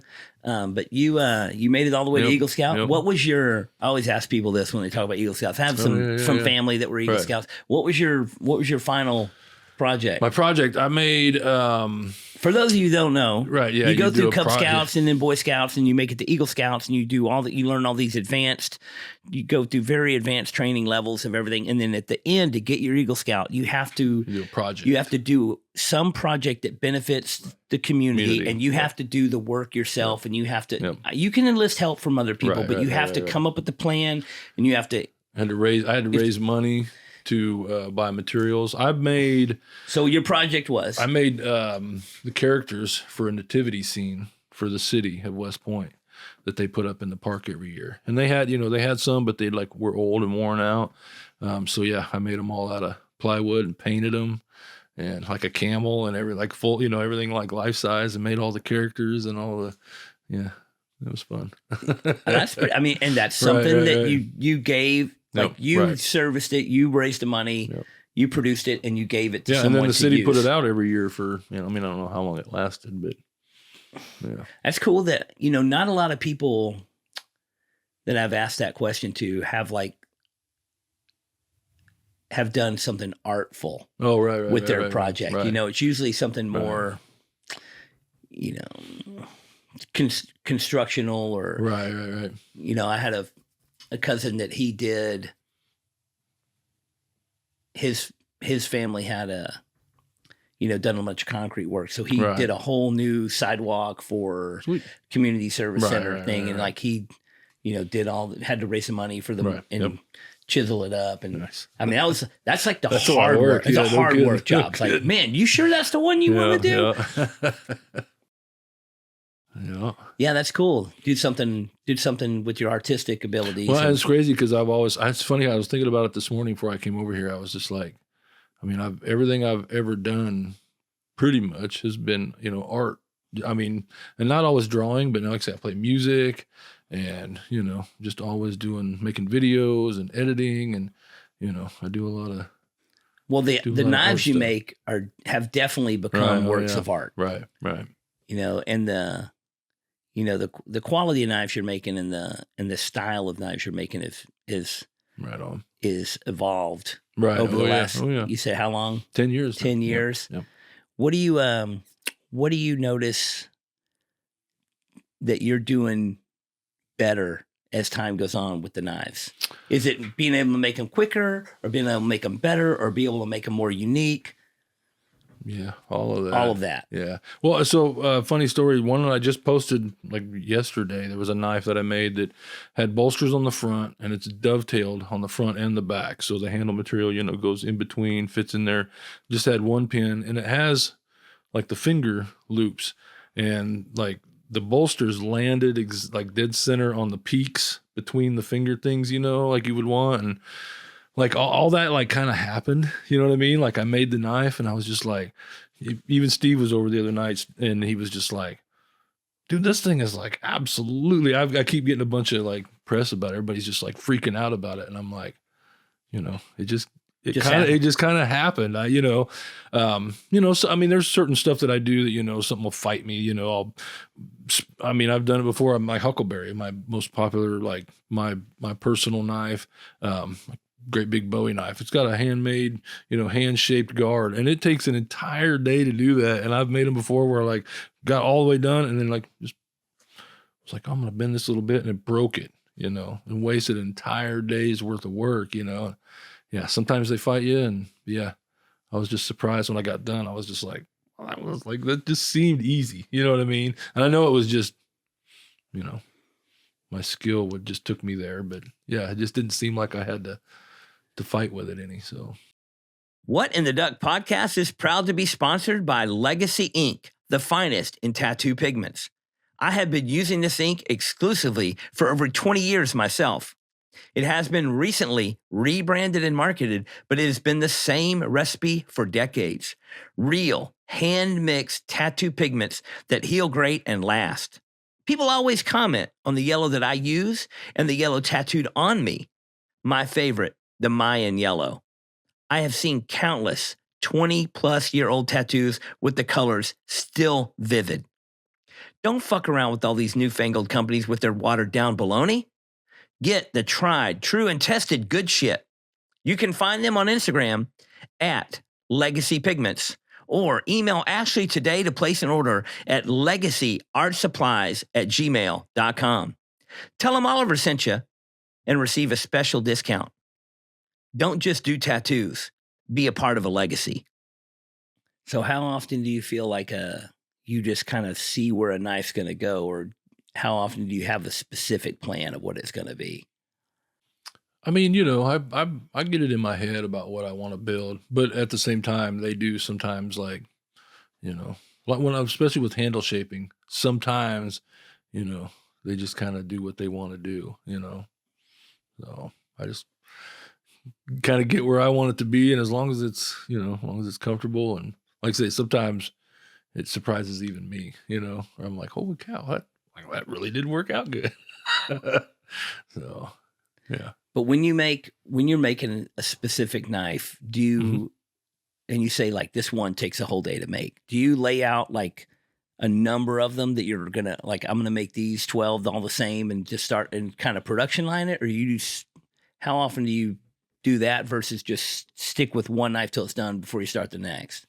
Well, most of the stuff I make a lot of one-off stuff. Most of it's one-off. Occasionally, because that's when people right. Order that's my a knife, butter, right. And they're saying, "I want a knife." knife. Sometimes I make like if I'm making something that's really like like I'm making something for you, and it's like really, really dialed. Sometimes I'll make 2 of them just in case, or maybe make 3 of them just in case. Something would have happened. Like at least I got another one already started, and I can just pick up from there.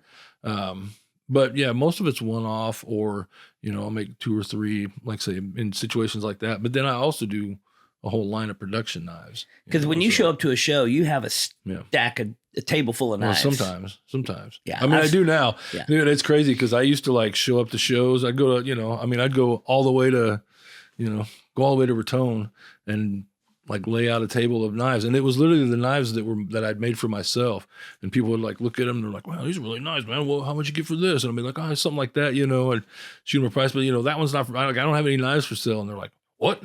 Like, you want to order one? You came here and you got a booth and you're not selling anything? And I'm like, well, I don't have anything. Like I've sold everything I made, and I wanted to show you like this. I wanted to show people what I do, and you can place an order with me, blah blah blah. And they're like, but you don't have anything for sale? And I'm like, like, what do you want from me?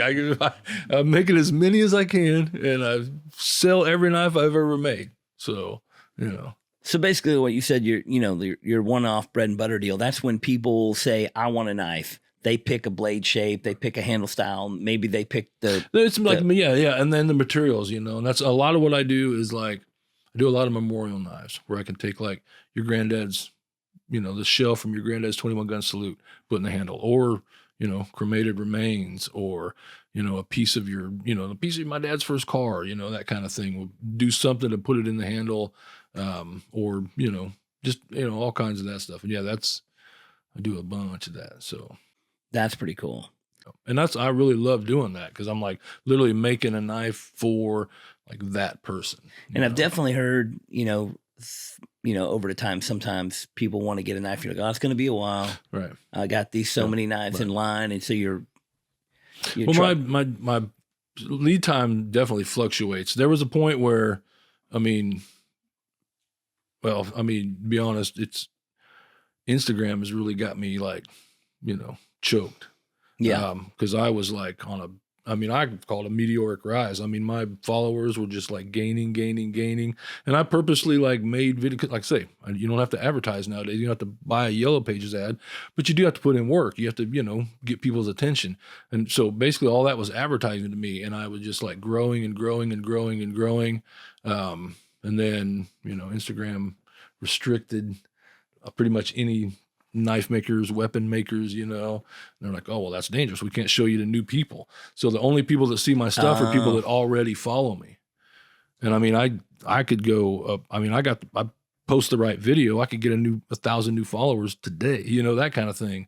And that's all gone. That's all gone. And, I had a couple of issues with, I filmed a TV show with Jason, and like 3 weeks before it came out, he calls me up and he's just like, dude, your part got cut. He's like, I'm so sorry, but what are you going to do? Nothing's guaranteed. Yeah. And to be honest, I had a great time meeting him. I had a great time, the filming. And like I say, I still talk to him all the time, and, so it was a great experience anyway. So, and to be honest, my part is done, filmed, recorded, edited, and it's funny because it's edited with Led Zeppelin as the soundtrack. Well, you should have said, hey, you don't have to air. Well, he said he may put it up eventually on like either, like a B-roll stuff, like, or just send me the footage. Or put it online. You're right. Send me the footage. But like I say, it already has the clearance for Led Zeppelin as the sound. And I'm like, it's not going to have Led Zeppelin as the sound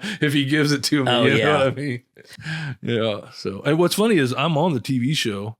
On The Roam, if you watch the first episode, the intro to the first episode shows all the people. I'm right there. It shows all the highlight clips. Me sanding and like Jason standing there, and like, my wife was like, "That's you. There's your hands right there." And you're like, "Yeah, that's all I get." That's it. Yeah. So well, you could screen record that and post that. Oh yeah. Oh man. Yeah. Well, I do like editing. That's one of my editing is something that I know nothing. I don't. It's hard, and I don't do very well with it. We have Court here to edit everything. He does a great job. So all my Instagram stuff is raw. Oh yeah, well you go live a lot. Live videos, no editing needed. But a lot of ums and a lot of this and a lot of that.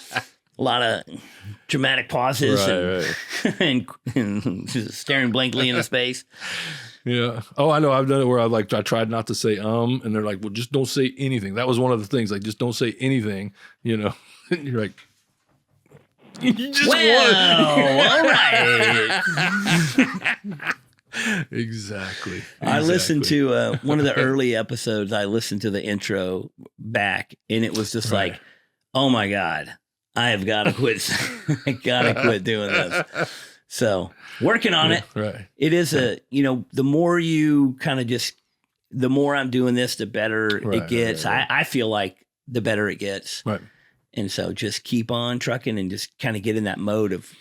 Have you had anybody yet that you interviewed that you were like, because to be honest, I was getting ready to come over here. My wife was like, are you nervous? And I'm like, I've done a ton of podcasts already, and I'm I'm not afraid to talk to people, and like I've come out of my head in the last few years, so I'm not like nervous, but yeah, have you interviewed anybody yet that you were just like, man, this is everybody I've interviewed on here is someone that I know, and I'm comfortable with. Right. There's a few people that I was very anxious about. Right. When I had Blake from Jawbreaker on here, is someone who I've just been a huge fan of since childhood. For sure. But I've also known him, and he's such a normal, strange weirdo that it kind of went well. But I was definitely, if I could do the interview again. Okay, it could be way better. Do you watch any of your stuff? Like, I know Dan's like, Dan's like, I can't watch any of my own stuff. I don't listen to it or nothing. It's hard for me to listen to the whole episode. Sometimes I do. And the first handful of episodes, I would listen to them just to kind of give myself constructive criticism. And, you know, the first couple, we definitely, like, I was like, oh, I need to do this. Oh, I should have done that. Right. Stop saying right? Yeah, for sure. Right, I got you. And I kind of have this, depending on who the guest is, I kind of have this balance of either knowing a bunch of questions I want to ask them, or I go into it with just the blanket view of wanting to learn more about that person. So just like finding out things I don't know about that person. So almost, to me, the questions I asked that I'm looking for a specific answer sometimes seem to not be the best. Oh, right. But when I ask a blanket question where I have no clue what the answer is, it gives the guest more information to give me, and then it opens them up to keep a flow going. Right. And so for you, there's a lot. I know you're in a band, but I don't know how many bands you've been in. I don't know how long you were in band. So you know, and I thought you were from the area, so you're not. Nope. But you've been here a while. Not a Texan. Nope, not a Texan. But you didn't stop in Kansas. You kept going. Well, you know, I always tell Kickstart Mike, you know what keeps Texas from falling into the Gulf of Mexico, right? Oklahoma sucks. It's not the worst place. No, there's a lot of beautiful area. No, yeah. And I know a bunch of cats up there. They're just amazing. A lot of great people in Oklahoma. Yeah. I spent a lot of time fishing in Oklahoma. My father lived in Arkansas. Well, my father lived right on the border of Arkansas. He technically lived on the Oklahoma side. Right. But we did a lot of fishing up there all through the 90s. Right. A lot of beautiful area. You know where 10 Killer Lake is? Up by there? Oh, we doing a lot of time at 10 Killer Lake. Place. I found that place by accident one time, just going, finding a way to go. My folks were living in Iowa at the time still, and I was trying to find a different way to go, whatever. And man, found 10 Killer Lake and that whole area around there. I'm like, I had no idea this looked like this. Yeah, we pretty much went all over Arkansas and Oklahoma doing hunting and fishing and stuff. And he lived right across the border from Fort Smith. Right on. So right on the Oklahoma side. I think there's I can't even remember exactly where it is, but we went to Sardis Lake a bunch. Okay. And I think that's on the Oklahoma side. Right. I'm not sure. But my dad lived on ran a cattle ranch, and sweet. The guy who had the property next to him had. So he's a cowboy? Some insane amount of acreage. The property bordering my dad's property was a few thousand. Right. I mean, when I say a few thousand, it could have been 10,000, but or 20,000, or insane amount of acreage with multiple lakes, and and we would hunt that land. Right on.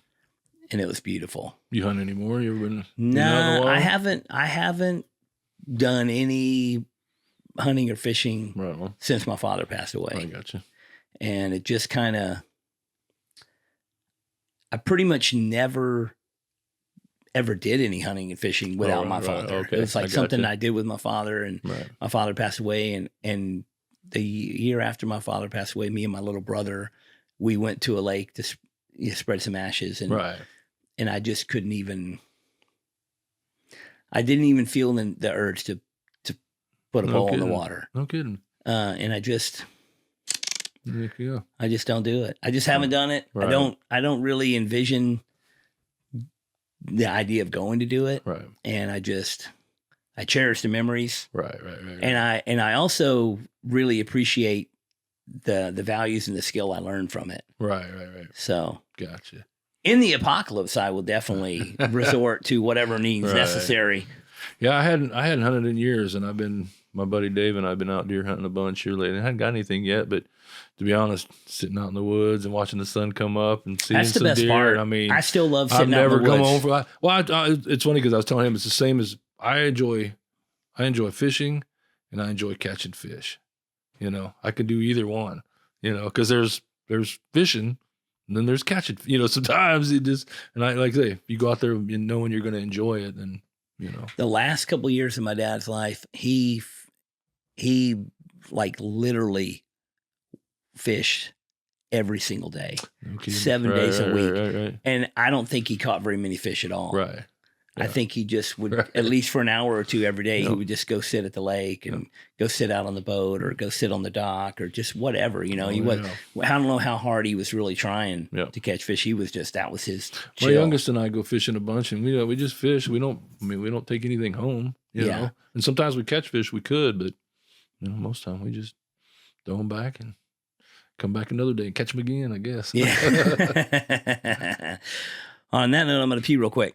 All right, back from a quick pee break, and during the break, we were talking about things that we're not going to mention on the podcast, right? Because you wanted to talk about it, but I was like, I don't want to talk about Randy doing cocaine. Yeah, right. We're not going to. Yeah, don't even just worry. not necessary. Don't even worry about it. Okay. All right, cool. You said you and your youngest been fishing quite a bit. How many kids you got? I have 2 boys. My youngest is 12. Damn, 12? Yeah, playing football. When football's over, he's playing basketball, 7th grade basketball right now. First game is like December 4th. And he's playing RYA, like rec league basketball. He loves it. So he loves football so much. It's been interesting because I never played any team sports. There's not a whole lot of people that play that crossover sport. Right. Usually like football and baseball. Right. Yeah. Well, he's on the B team on basketball. I know that basketball is probably definitely not his sport compared to football. But he wants to play something. He loves it though. So, but yeah, I have him, and then I have my oldest boy is Hines. He is 18, and like I say, I tattooed on him this summer. He already moved out of the house. Well, and all his stuff's still there. But you got to get out. 18, you got to go. Yeah, he's only 3 blocks away, which is nice. But yeah, I miss the shit out of him though. And then I have a daughter who was born in 1986, and and I got 4 grandkids. Pre-Texas. 4 grandkids. So 15 twin 13-year-olds and a 7-year-old. I mean, you have here's the insanity. You have a son that is younger than your grandkid. Mm-hmm. It's not supposed to work like that. Right. That's not supposed to happen. That's not how it's supposed to work. When they were like little, we would go out there and hang out, and Griffin was like little. You know, he was like a year and a half old, and they'd be like, "Oh, you know, is this your cousin? He's so cute." You're like, "Nope, that's Uncle Griffin." Oh my God. Yeah, it's not supposed to work like that. You did something backwards. Yeah, my daughter was born 2 weeks before I turned 17. Damn. You were fucking around. Yeah. Oh yeah. You were fucking around at a young age. Yes, I was. I was into all kinds of shit. So I got in trouble for it. And yeah. And she has 4 kids. Yep, 4 kids. She works at college out there, and her husband works at an oil change place. But he's like a manager over. He travels the country and does training and stuff. So 4. So your grandkids all live in Oregon. Yep, they all live in Oregon. It's beautiful up there too. Yeah. I love going out there. It's really nice. I couldn't live out there, but it's neat. I'm not a winter person. Right. That's why I love Texas. Yeah. Oh yeah. You know, it does get cold here for like 3 days a year or something. Right. Yeah.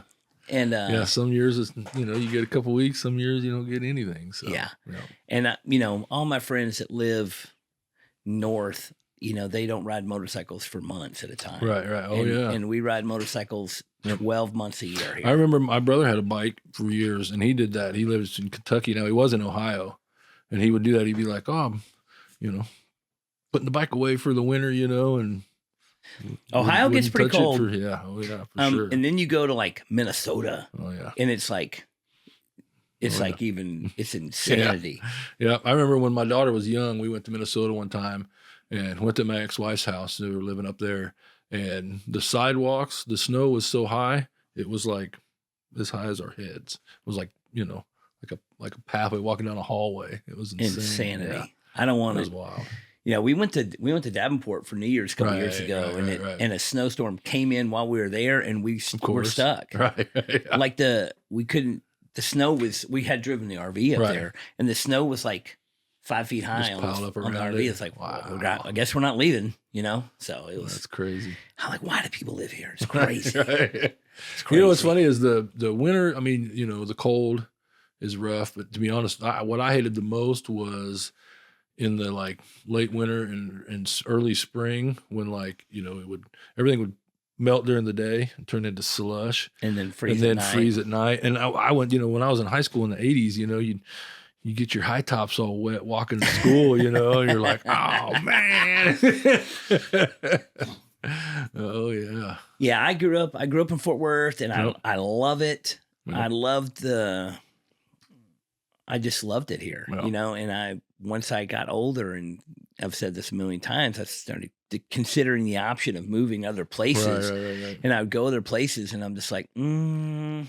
couldn't live here. Yeah, I mean, I love Texas. I couldn't live here. I won't live anywhere else. Couldn't I live love here. it. And I go to places Yep. that are amazing. Like you go to Right. Oregon, it's Oh, yeah. amazing. And you're like, I couldn't live here. Yep. I could visit here. Right. Yeah. Definitely visit here. Yeah. Yeah, for sure. Yeah, I think it's I think we get obviously we get more summer than a lot of people do, but we get spring and fall here are incredible. I mean, this last week has been. My birthday's in January, and almost every year I go for a ride on my birthday, and sometimes, all I gotta do is throw on a flannel shirt. You know what I mean? Yeah. Like, you don't have to bundle up every time. So Yeah, we do a Christmas Day ride that's right. every Christmas Day. Yep. And the last couple of years, we've had a pretty good group because the weather is really nice. Right. A couple of years ago, 5, 6, some maybe years ago, it was like 20 degrees. Right. And slightly, just barely drizzling, just a little bit of, and so I went on the ride by myself. No kidding. Everybody else was like, no. And everybody's like, nah. I tried to get Audra to go, and she was like, no. But all I did was I just rode downtown, Right. which is not far. I rode down the middle of downtown Dallas, and I parked my bike in the middle of Elm Street, and there wasn't a single person around. Nice. And it was beautiful. It was freezing cold. Right. Get some cool pictures with the bike in the middle of the street. It was cool. It was cool. Last year, it was chilly in the morning, and we all met at Brown Cycle. Right. And we ride around the lake and go to Flagpole Hill. I say you go to Flagpole Hill, and right? then by the time I got to Flagpole Hill, we couldn't even put our jackets back on. Oh, no kidding. Because the sun had come out, and it was like, we were all bundled up, leaving the house, to go down the street, and then we got to Flagpole Hill. You do that on Christmas Day? Christmas Day, Gotcha. every Christmas morning. And I actually just talked to Jay Brown this morning, so he will have the hot coffee brewing at. I stopped by there and had a cup of coffee before I came over here. So at 8:30. Nice. The people. I don't drink hot coffee. Right. I drink the cold coffee. Okay. I'm drinking iced coffee in this pad boy right here. Gotcha. But people that do drink the hot coffee, they say Dave Brown has a decent cup of coffee over there. Right. Well, it's funny because I take them coffee all the time.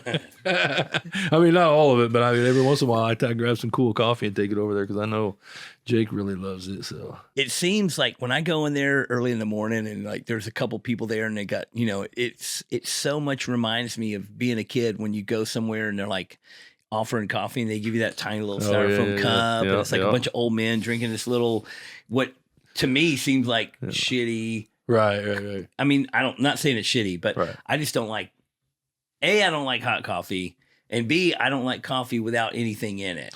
And these people are just drinking. You want more than just coffee. People are just drinking straight. Where's all the sugar and caramel? Yeah, exactly. Vanilla, cinnamon. Okay, so the foofy drinks. That's me. I got you. That's me. Yeah, that's the thing that got me on. Like I used to drink energy drinks a bunch. I still drink them a little bit, but I used to drink my first introduction to caffeine was the energy drink movement. And the thing that got me off of energy drinks was like the candy coffee. Oh, right. The dessert coffee. Dessert. It's like my coffee tastes like a dessert. Right. Tastes like a. Yeah.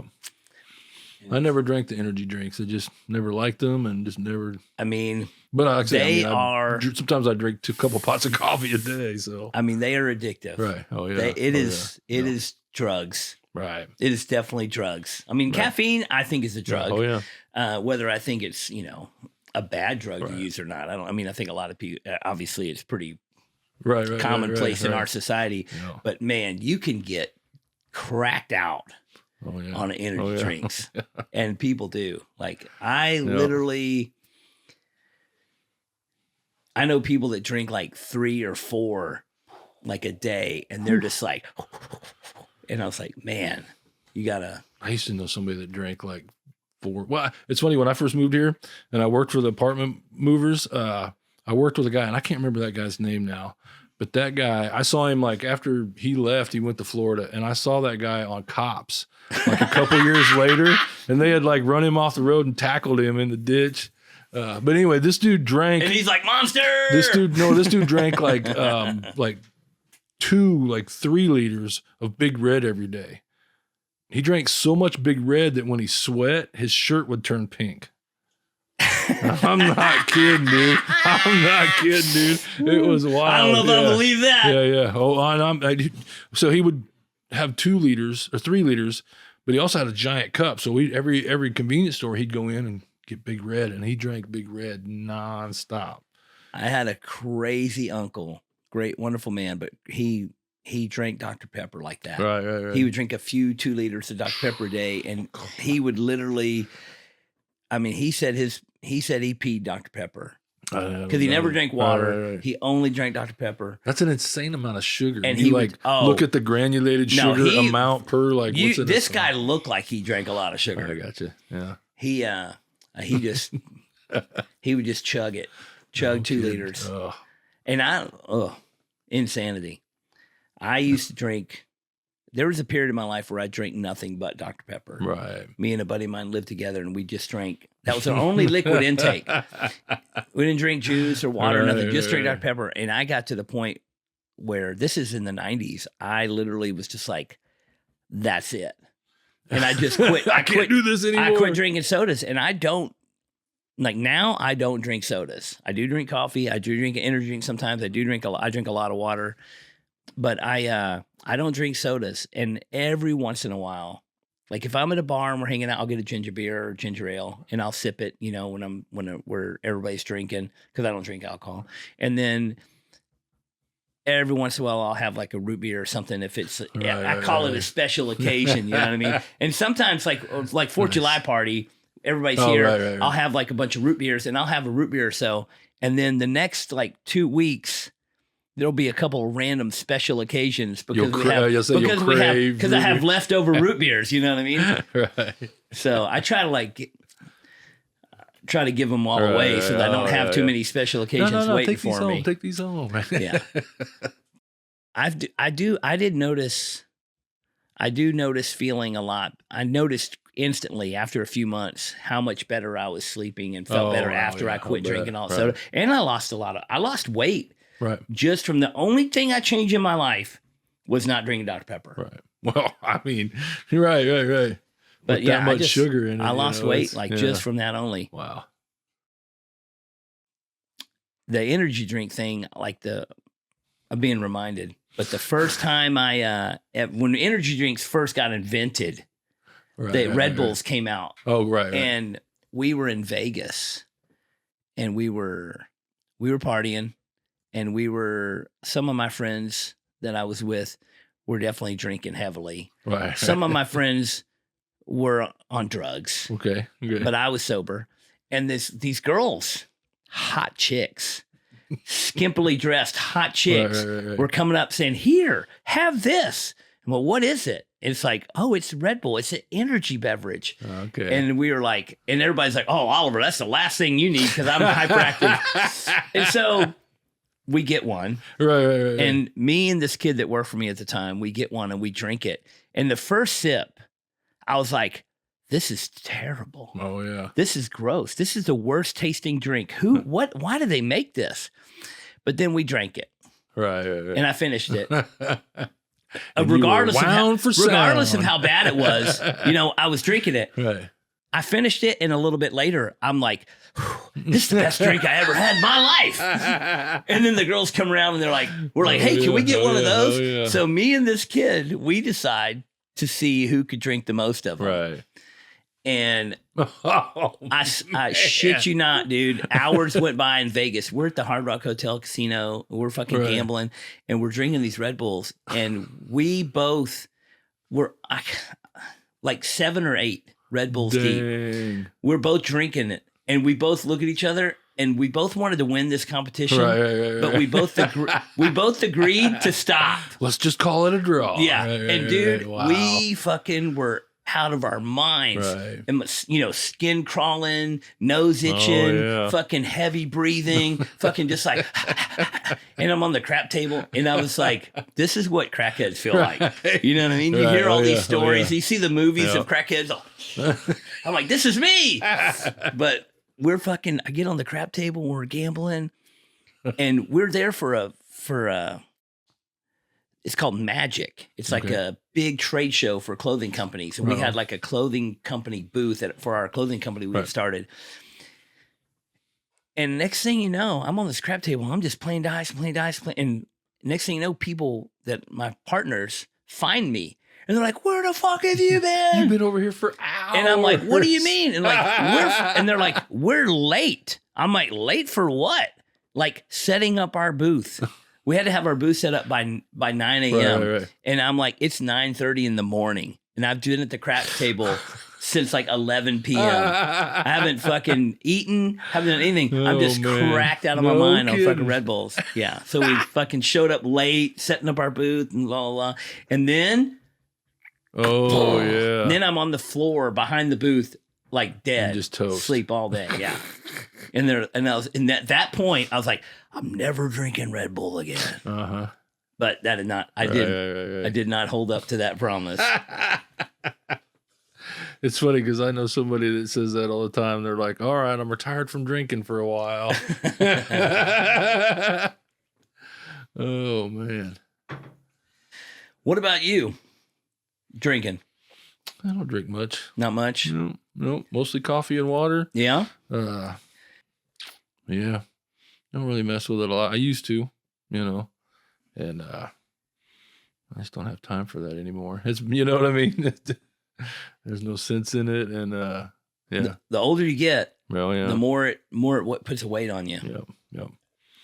Yeah. If I were to have 4 or 5 beers at once, I would be sick the next day, I'm sure. So, yeah. So you say you're not slated to play Nitty Gritty this year, but you have any other gigs in the works for the band? No, not for the band. No, we don't have anything set up. We haven't set anything up in a while. So,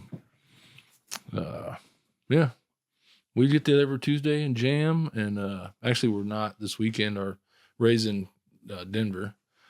So, yeah, it's every Tuesday is our thing. And we just get together and jam and hang out. And does Ray still have any other bands going on? Oh, yeah. I mean, he's in the always... Methinks.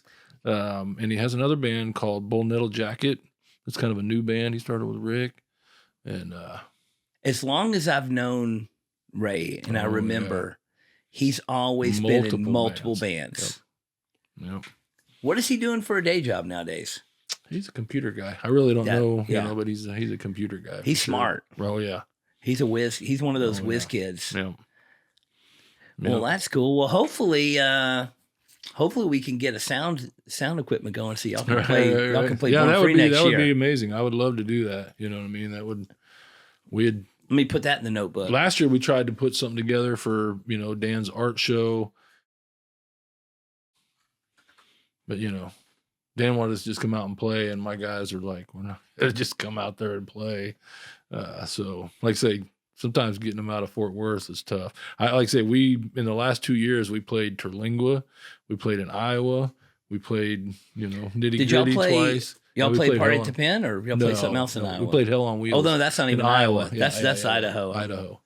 It's funny, when I moved here in 92, so I worked at that when I was working at Jiffy Lube, some guy was like, he's like, "You're from Iowa, huh?" He's like, "I bet you like potatoes." You're like, "Oh, that's Idaho, you idiot." You're like, yeah. Common mistake. Iowa is corn. Oh yeah. Is that where I think that's where they invented the game cornhole? I don't know. I think so. I don't know anything about that.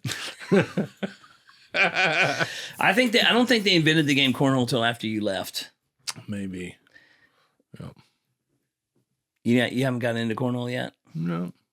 I mean, you might. I've played some, but you might be good at it. Yeah. Hand-eye coordination. Yeah. I've played horseshoes. Everybody used to play horseshoes. Yeah. But I hadn't even done that in forever. It's easier than horseshoes. Right. Probably less dangerous, too. You're not throwing horseshoes around.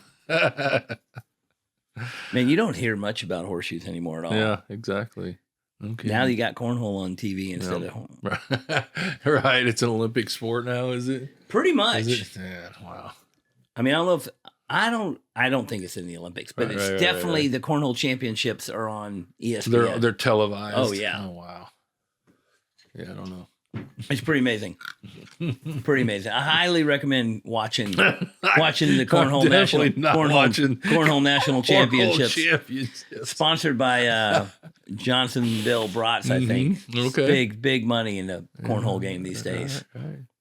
I'm stand out in the backyard and barbecue some brats and throw some beanbags. I mean, I'm not opposed. Not beanbags, dude. They're corn. Well, corn bags. Okay. They're not. All right. Yeah, if it was beanbags, it'd be called beanhole. It'd be start a rival game. Well, what's different about it? It's got beans. Yeah, that's the big thing. That's the big thing is people like the new thing. Some people call the game bags. Oh, right. Because they say cornhole is like they don't like the term cornhole. They don't like the term cornhole. I mean, I think it's the best. Right. I'm just not going to comment. I'll just look like a 14-year-old. Cornhole. Oh, yeah, cornhole. Right. Exactly. It feels so good when it goes in the hole. What are we talking about? It feels so good. Talk about the game, right? When it goes in the hole. Right. Oh, you're in now. You're in now. I doubt it. You can, I am a card-carrying member of the ACA, the American Cornhole Association.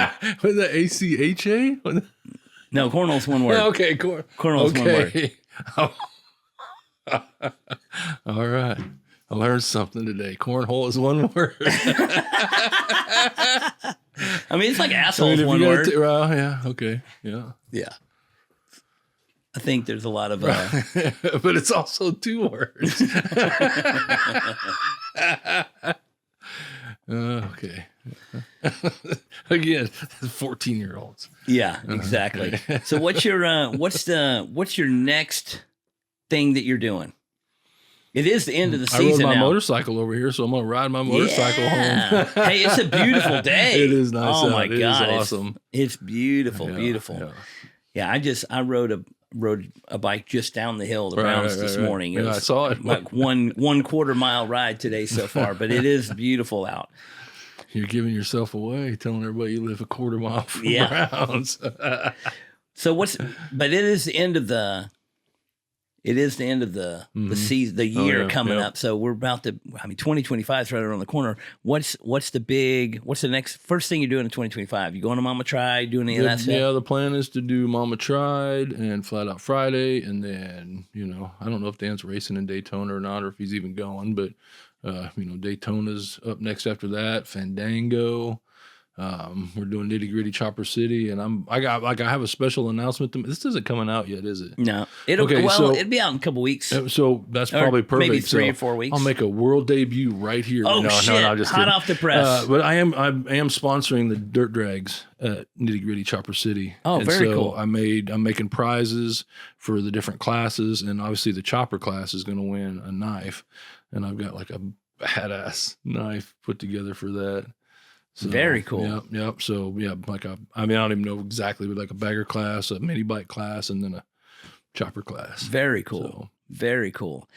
Unfortunately, for myself, you got something going on there. I have a tattoo event in California. That's that same weekend. Right. It was the same weekend last year, and I am officially contractually obligated to be at this other event. So.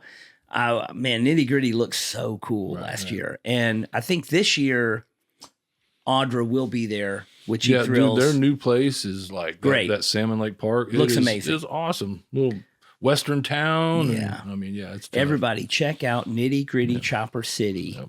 Yep. You can find it just by looking at Nitty Gritty Chopper City. It looks like an amazing event. Great people put it on. Eric Vaughn Good turnout. Started that, and then But I Filthy would. Gringos are helping out with that. Oh, and then cool. Steve Bradford is helping promote that. So yeah, that's gonna be a good one. I think our first event for the year, as far as motorcycle goes, will be the Fandango. Oh, right. And we, love the Doing Fandango. the Chopper Corral again. I heard somebody, I don't know who I was talking to. Somebody was saying they were talking about doing maybe like nobody watches the circle racing and the grandstands fill up for the drag racing. So they were talking about like doing 2 days of drag racing, or like I say, it was just a rumor that I heard. The chopper drags that's the main right. the main draw. Well, I mean, I love Fandango. doing it. That's even if I just get up there and run a couple times, whether I win or not. I feel like here's what I think about. I mean, the chopper drags are like people are in it, so it's more exciting for one, and it's like quick, fast, boom, boom, race. And I feel like a lot of people that go to Fandango, especially the vintage motorcycle crowd, the chopper crowd, the swap meet crowd, all these people that go to that show, the flat track is awesome. Right. And it's a great event, but I feel like the people, they just don't associate with it. Right, and they don't. Right. When you sit in the grandstands, they're not sitting at home watching flat track. When you sit on the grandstands and watch the flat track, it's hard to really tell who's winning. Right. You know what I mean? Yep. And the announcing system, it's nobody's really can pay attention. Well, the new track is inside of the old track. It's far away, and you see a bunch of bikes going, and you're like... Although Fandango is an amazing show. I mean, the best.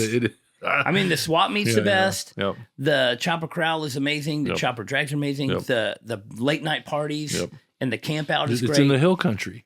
I mean, the riding all around there is just absolutely stellar.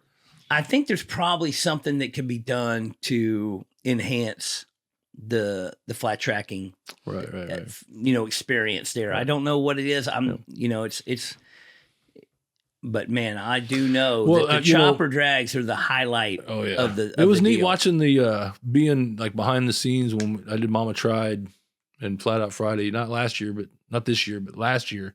Dan and I went up there and raced. Remember when he was wearing the suit and all that? Man, being there all day, it was crazy because they ran heats all day and got everything organized. And then, at night when the show started, it was a show. Well, the thing it was like race, halftime, race. But the difference with Flat Out Friday is it's inside that place where you are really up close and a part of it, and you can see everything going on in it. And it's a spectacle. It definitely is that to see, and you're really in it. Yep. That's what they're missing on a big track with the people far away and people that don't know that much. If you don't know much about flat track racing at all, you can go to Flat Out Friday and really enjoy the show. Yep. So I think there's definitely some massaging on some kinks about the flat track racing. Well, they all grow. They all, there's a learning curve on everything, and But I had to push. Me and Kirk Sharp. Right. We pushed pretty hard to have the chopper drags at the Fandango, and it just.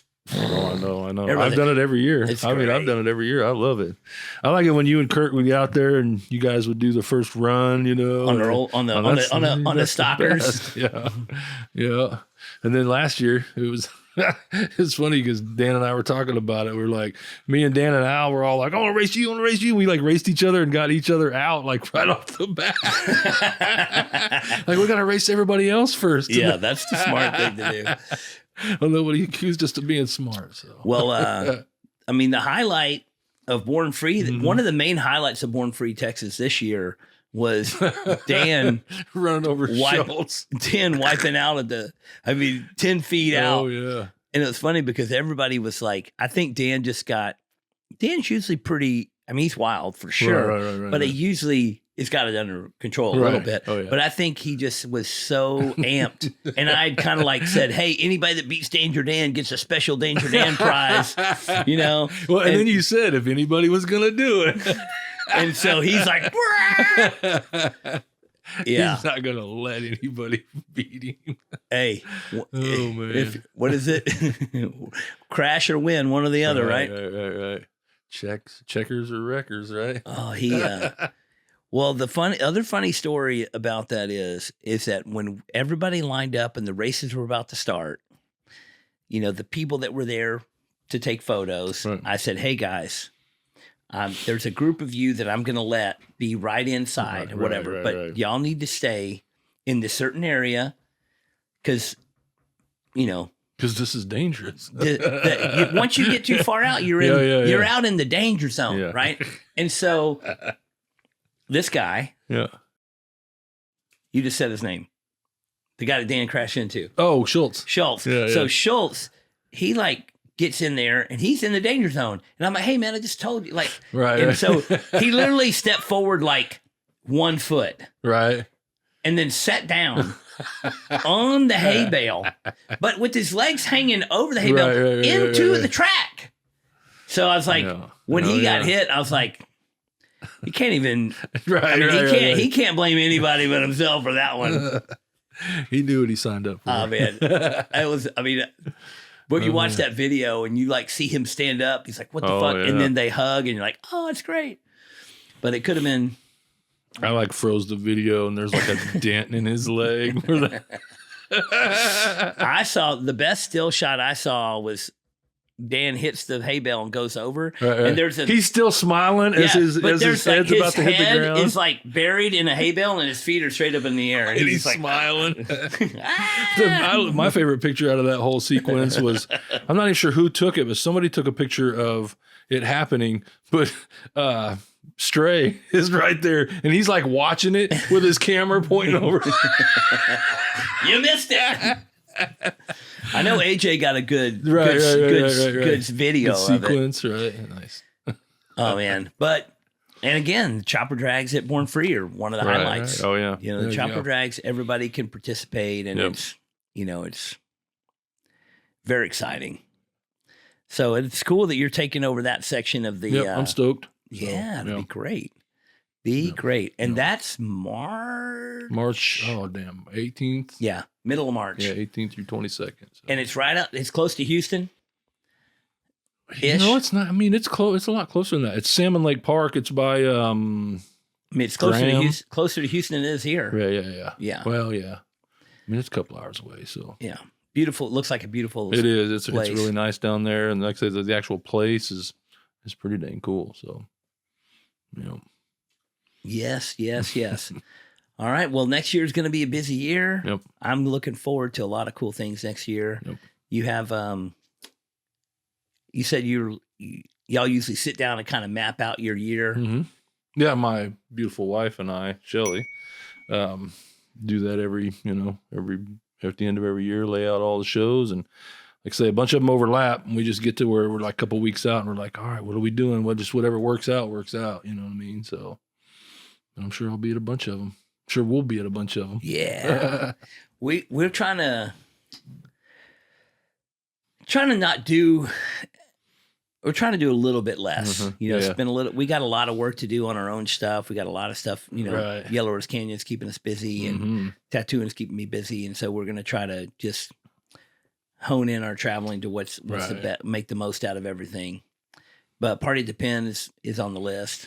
Man, I bought a shirt. I got the VIP package, the whole deal. I was ready to go to Party at the Pen. I was going to ride out there with you and trailer out with you, and then ride back with Dan and them.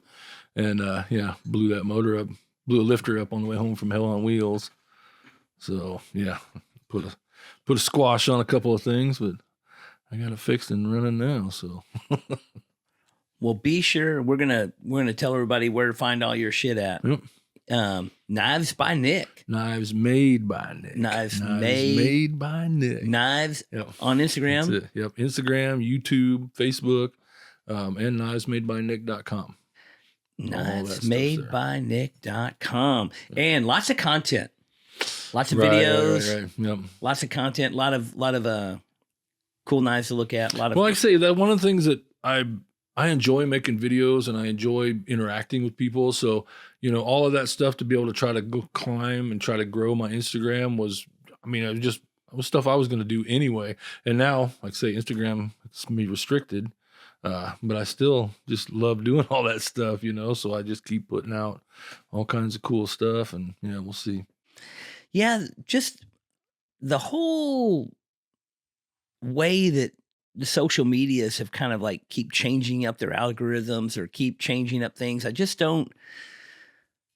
don't know if they're doing it to try to curtail people, to try to incentivize people to monetize their videos, because you can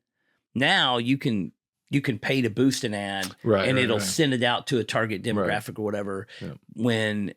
But to me, I feel like, it used to just be the feed, and everyone you follow, it would just show everybody you followed their post in a row, and you could scroll the feed and see all your friends, what they posted in order. Now it's just a random assortment of shit. And they all based on what, literally, if you slow down, like back up and just look at something for a second, it reads that as, and then it puts something next in the, I mean, obviously Instagram and Facebook and all these, and YouTube existed for a long time without heavily monetization. And now the monetization is kind of like really kicked into overdrive. It's kind of the same thing for me. It's like when they first came out with cable television. The whole selling point of cable television was TV without commercials. And so you're like, oh, well, I'm willing to pay $30 a month to watch TV without commercials. And then now you get cable and there's still and now commercials on cable. So you're paying. It's the model. It's the model, and they're going to keep on doing it. So everybody check out Knives Made by Nick. And if you need a custom knife, I'm your guy. He's the guy. Well, Nick, thank you so much for it was a pleasure, popping in. I really appreciate it, and bringing your golden voice to the airwaves here. Awesome. I mean, a lot of times, you put on your morning videos, and it's like, "Good morning, y'all." And it's all, by the time I see it, it's hours old. Oh yeah. Because you go on it like. You know what? It's interesting to, like, as much as I travel, I run into people all over the place, and they're just like, dude, that's one thing they always say is they're like, well, the one thing I hear most is, I see you on the shitter every morning. They're like, I get up and I see it, and you're like, you've already posted a video, not of me shitting, but of them. Right. The viewer is on the shitter.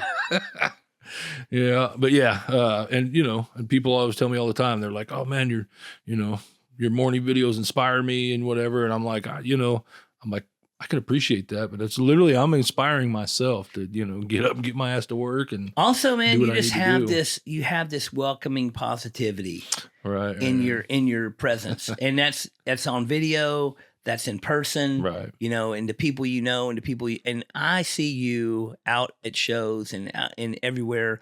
And you were openly, genuinely kind to strangers and friends alike. And I think my wife calls it, my beautiful and amazing wife, Shelley, calls it my puppy dog. I don't know the exact term she uses, but I'll be friends with anybody. You know what I mean? You gotta prove me wrong that you're not worthy to be a friend. You know what I mean? So, but just that welcoming welcoming kindness is something that definitely stands out with you, and it's appreciated by a lot of people. And just when you say you see somebody and you say it's good to see you, you feel that it really is good to see you. You know what I mean? So I appreciate that. Thank you for being here and thank you for just being positive about. You too, life man. In general, man. You're obviously an inspiration for how positive you are, and I try to keep it. Yep. I try to live the dream of KIP, keeping it positive. Yep. I do get on the rant and curse, curse, and then I'm like, oh wait. Yep. But this episode we kept pretty positive, man, and I feel like we got nothing to complain about. There you go. Yeah. I mean, you can complain, but it won't do any good. Yeah, that's what they always say. You definitely don't have anything to complain about. That's for sure. Yep. So thank you so much, and we'll see you soon, bud. You bet. Thank you. Hell yeah. Hey! Please remember to like, share, and subscribe. Come on, guys. Click all those links. Push all those buttons. Because it really helps us out and gets us out there to more and more peeps. What in the Duck podcast is produced by Audra Cabral and John.com Niederkorn. Our sound, video engineer, and editor is Courtney, Junior Larkins. Initial audio-video setup and intro music by Blake Balake Pinchon. And a big thanks to everyone that submitted questions. Y'all keep them coming. Email me any questions you would like me to answer to whatintheduckpodcast@gmail.com. Thanks for listening, and we'll see you next time on What in the Duck. What in the Duck podcast is proud to be sponsored by Label Solutions, www.labelsolutionsinc.com. I've been a customer of theirs for over a decade. They make the highest quality premium labels for all kinds of products. Food and beverage, personal care products, pet care products, beer and wine spirits, CBD products, automotive products, and more. They can make a label for almost anything. Multicolor, custom die cut, full wraparound labels, too many options to even tell you about. I use Label Solutions for all the stickers and labels for my stuff, like the Tiki Loco label on the coffee I'm drinking right now. They do have a minimum order of 1,000 labels, so they won't make you 20 labels for that soap you're making in your bathtub. But if you've got products to label, you need Label Solutions. Get started today at www.labelsolutionsinc.com.